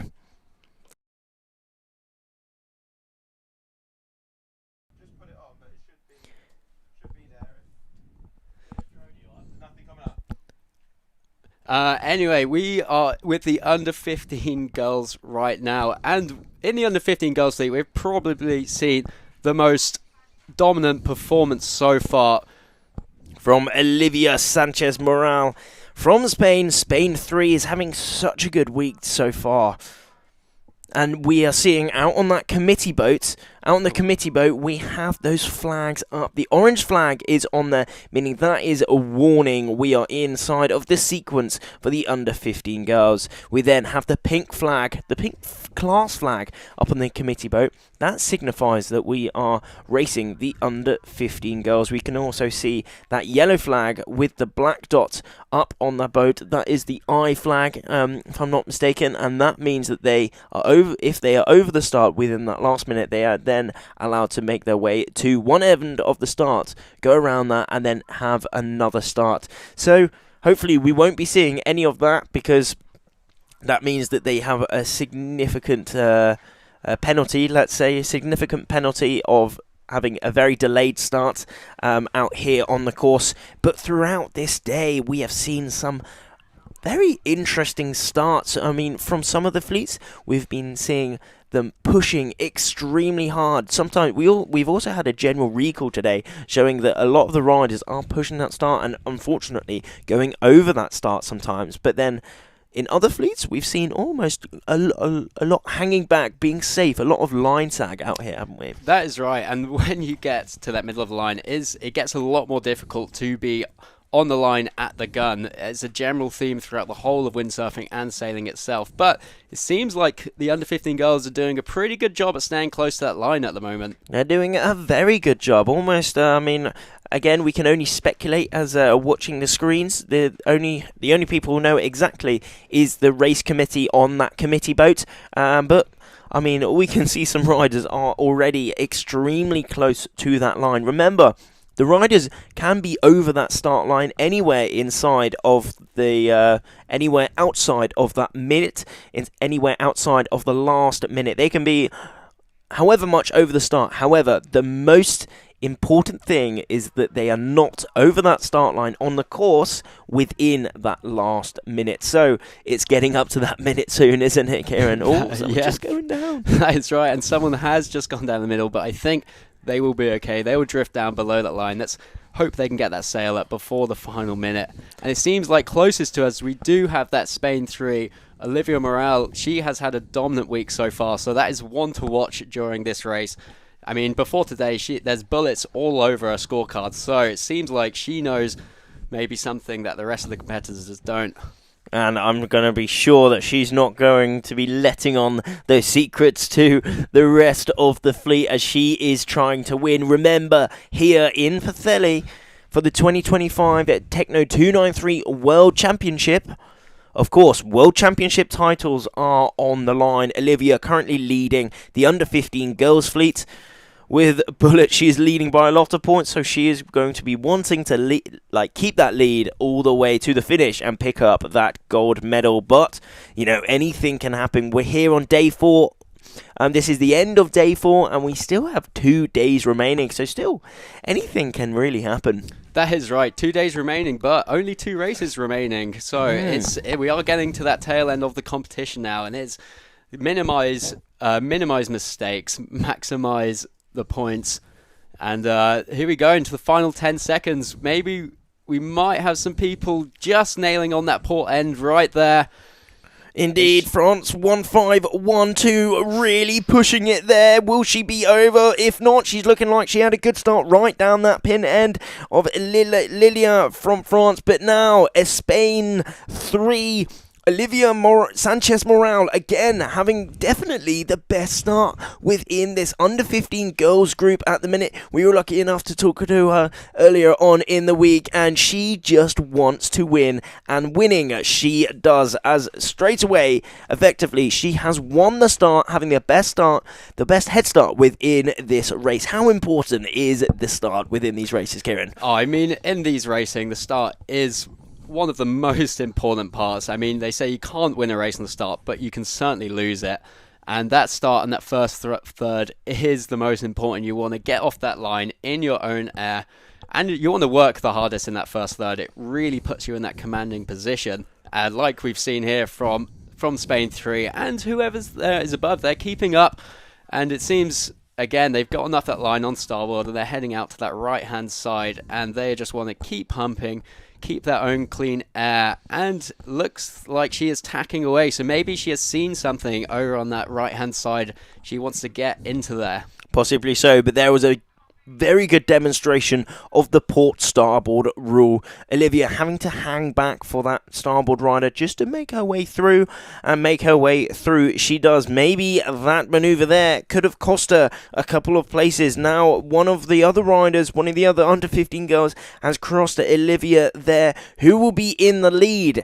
This is a very important leg of the course. Not only it is the first leg of the course, it's also the upwind. Remember, on the upwind, these riders go diagonally up the course. Diagonal is the best. Diagonal is diagonal is the best angle. You cannot point directly at the mark. And it does seem like there's a lot of pressure over on that right-hand side. So maybe that tactical play by Olivia there was a really smart move. Just attack, cover the fleet, get over into that wind. As you can see, there does seem to be some streaky bit of wind. This is a great shot showing you just how streaky the conditions are out there. It's really difficult to link these gusts together.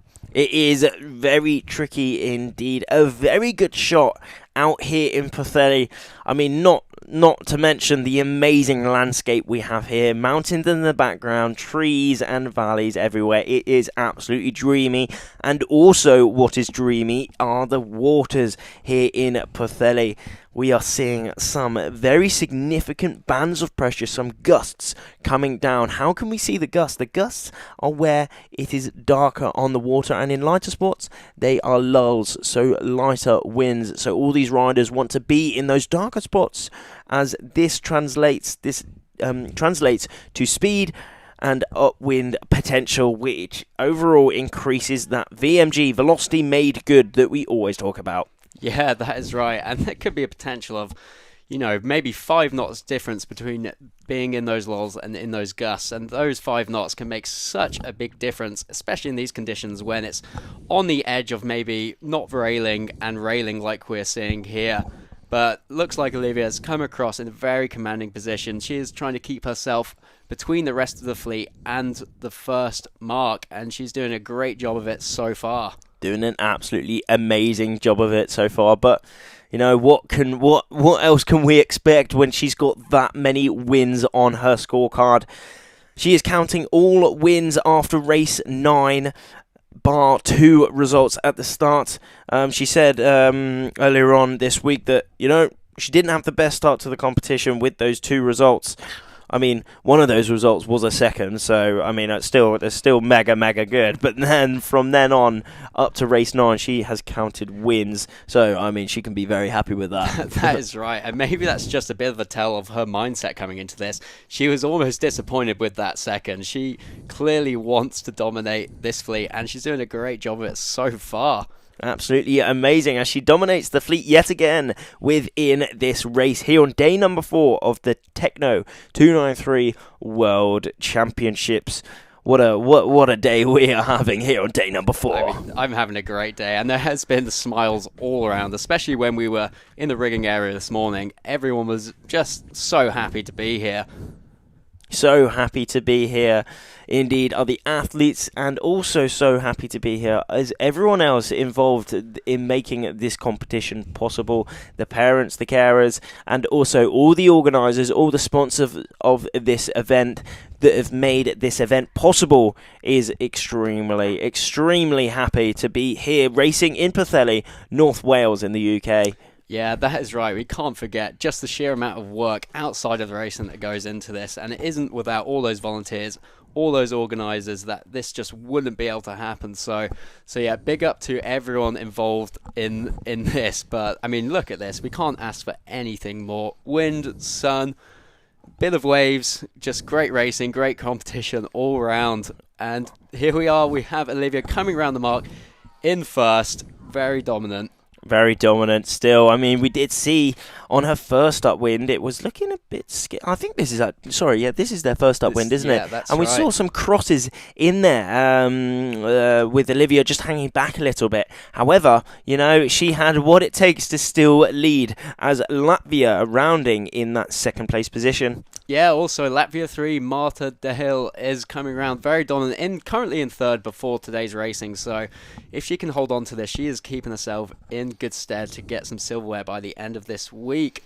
Those riders really threading the needle with that ley line, though. Unfortunately, Italy 53 just missing out of that ley line, Greta Alessi, meaning that those other riders straight behind her are putting on the pressure now. Israel 299 and Greece 122 all just missing out there. Will that be a Winward Leward? Well, I guess we'll have to find out. Yeah, it looks like she's let her go there. Very, very nice. Very, very kind to let them go there. As we have... it seems to be a running theme. A few people cutting the ley line a little bit low. Maybe a bit of wind, maybe a bit of tide coming into that, just pushing them below the ley line, causing that double tack. Yeah, I think it might actually be a bit of tide, because you can see each of these riders is missing it by an absolute hairline. So probably earlier on, they were very safe making that ley line, and as they get closer, they get closer and closer to underlaying that mark, and then towards the end they can't quite make it upwind enough, meaning that they don't make it, as some of these riders aren't quite making it now. But you can see all the rest of the riders are getting extremely close to that upwind mark. Yeah, that's right. And we're going to cut to some of the leaders gone round so they've done their reach. Now they're heading on their first downwind, and that is Olivia again in that commanding position. Can she stay playing, and can she keep ahead? It looks like she's doing a great job of that so far, but the rest of them are hot on her tail. They don't want to give her the win, do they? They want to try and make it as hard as they can. Certainly so. This is the World Championships at the end of the day, the biggest competition of the year for the Techno293 class. So there will be absolutely no slouching whatsoever. Everyone pushing until the absolute very end. We've seen it in all the races so far today. It doesn't stop after the first upwind. It doesn't stop after the reach. It doesn't stop all the way until that finish line. Exactly, and especially with gusty, shifty conditions like this, it is not over until you are over that finish line. So nothing is for certain until you get over that finish line.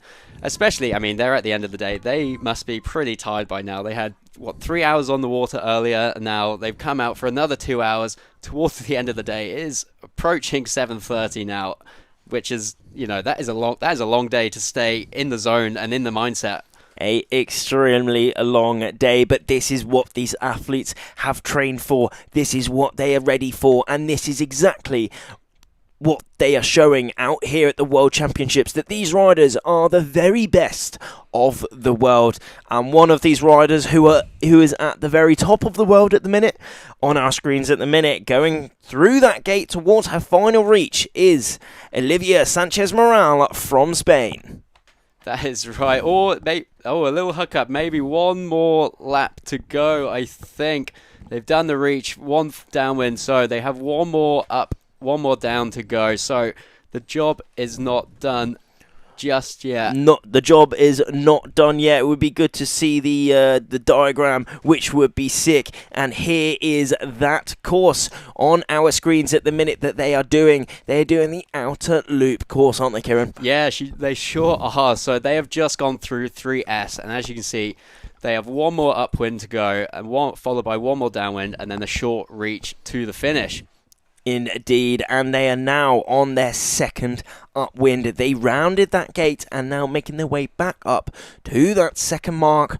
After that, it's their final downwind and that little leg towards the finish. Yeah, and this is a very important moment of the race. I mean, of course, they see the leader ahead. Do they try and attack? Do they try and go the other way? Or do they just try and go the best way, follow their best strategy and maintain that top 5, top 10 position and maintain their overall results of the day? Exactly, but you see, not much separating each and every one of these riders. One of the under 15 girls coming in with a huge amount of speed there, certainly overtaking that rider who hasn't been planning. Will she maintain her speed out upwind? I think that actually might be one of the boys who is making their way out onto the final reach. Sorry. That is right, but that was a beautiful display of what can happen if you come in with speed around that bottom mark. There's a lot of gains to be made. When people start slowing up around the bottom mark, they start thinking about what sort of mode do I need to be in? How do I now change my equipment to then go back in that upwind setting? So it is really important just to get around that mark as quick as you can and get on the next leg of racing. And some of these riders who has showed us exactly how to get up onto the next leg of racing is on our screens at the minute. For sure, some of the top riders within this last race, within the under 15 girls here on day number 4 of the 2025 Techno293 class World Championships. Italy 53 is on there. That is Greta Alessi from Italy. Greece 122. That is Liana Panagi from Greece, and also Italy 125 on our screens. That is Irene Bernardo Silisi. That is right. That's the usual suspects. That is basically 4 of the top 5 we have got here. So as you can see, they have been consistent throughout the week. But what a great battle. There are 3 people right there. Two slightly above, 1 slightly below. So the sailor slightly below and might be losing a bit of wind there, a bit of dirty wind from the other competitors. Can they dig deep? Can they pump their way out of that situation? It's looking like they can. They're still cruising out on their upwind, still in that foot strap, getting that mast as upright as physically possible, really leaning out on that equipment, getting their leverage, as much leverage as they can to drive that board forward and upwind. We can see here that was Latvia, Marta, going upwind and pulling on that uphaul. Kieran, can you tell us a little bit about what pulling on that uphaul does. Yeah, so I mean the traditional way of windsurfing is 2 hands on the boom, but when you get that slightly longer uphaul, which is connected to the mast, it means you can let that mast fly out further away from you and your body come off the board. And what that gives you is just a lot more drive through that board, through that centerboard. And the more drive you can put through the centerboard, that translates to more speed.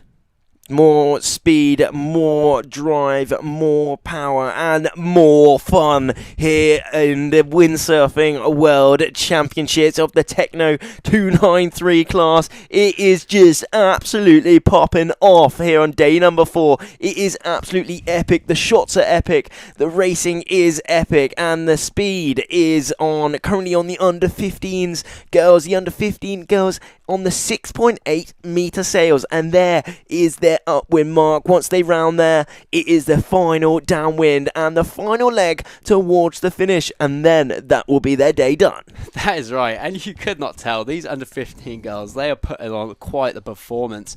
And that looks like our leader coming across now. What an unbelievable set of results she's putting on. We keep saying, but wow, it really is great. And also, thank you for the viewers who have stayed with us throughout the day. It is approaching 8 o'clock. We hope you've got some dinner in you. We hope you're sat in front of your TV watching this unfold. It is awesome racing right now. What an absolutely amazing show we are putting on for you here. Mirroringcast Media are absolutely doing an amazing job capturing the stees here in the Techno293 World Championships. I mean, believe it or not, this is the UK. This is the UK, right? I mean, a lot of people from around the world, when I say, yeah, I'm from the UK, everyone says, oh, yeah, it's raining or it's gloomy. Just have a look at this live show here. That's right. This is what we want to be showing them right now. Everyone needs to get over here. This is just prime, pristine sailing conditions right now.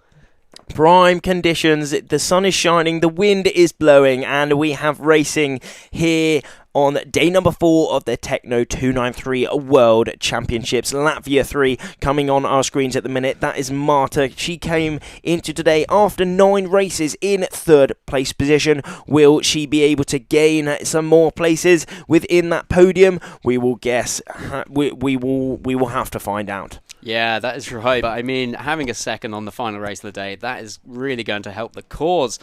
And this is great viewing right now. I mean, we can see some people on the lathe. Again, there's maybe a bit of tide coming into this, just struggling to get around, having to double tack.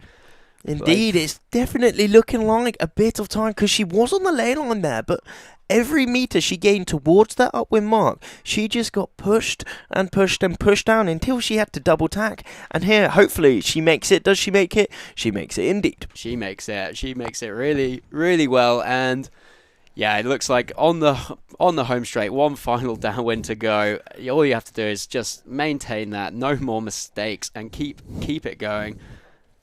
Keep it going, as all these riders currently do. Italy 125 on the screen at the minute. That is Irene Bernardo Silisi from Italy, also rounding that mark there in a great position, a top 5 position. She did come into today after 9 races in 4th place position, so again, defending that top place. Yeah, right we are. And just waiting for the rest of the fleet to start coming up. But, I mean, these sailors here, they were well over the ley line when they tacked, and they ended up being quite far below, so the tide really is doing a lot right now. And it is really hard to judge that tide when you are hundreds of meters away from the buoy. You tack, you think you're going to make it easily. Maybe you start bowing down to get that speed, and all of a sudden, oops, we're below the ley line. That double tack is coming into play. Exactly. I mean, as you said, I think that's a really important thing to know. Learning the tide and understanding the tide is extremely hard in live time, because the tide is invisible, isn't it? Yeah, that is right. It's really hard to judge what is going on. I mean, there are some tips and tricks you can do. You can stand by the committee boat and just hover there and see which way the tide is pushing you. Now, and it looks like a big group of the fleet coming round the final upwind mark for their final race of the day. But there we are, 20-minute races we are having on here, and another 20-minute race to finish off the day for the under 15 girls. And we can see all the way to the very end, it is extremely close. We're now probably in that last quarter of the race, not much separating each and every one of these riders, only a few seconds. It might look like a lot of distance, but these riders are travelling extremely fast, even in these light winds, gliding over the water, planing over the water, and extremely exciting. Yeah, and their muscles will be screaming at them right now.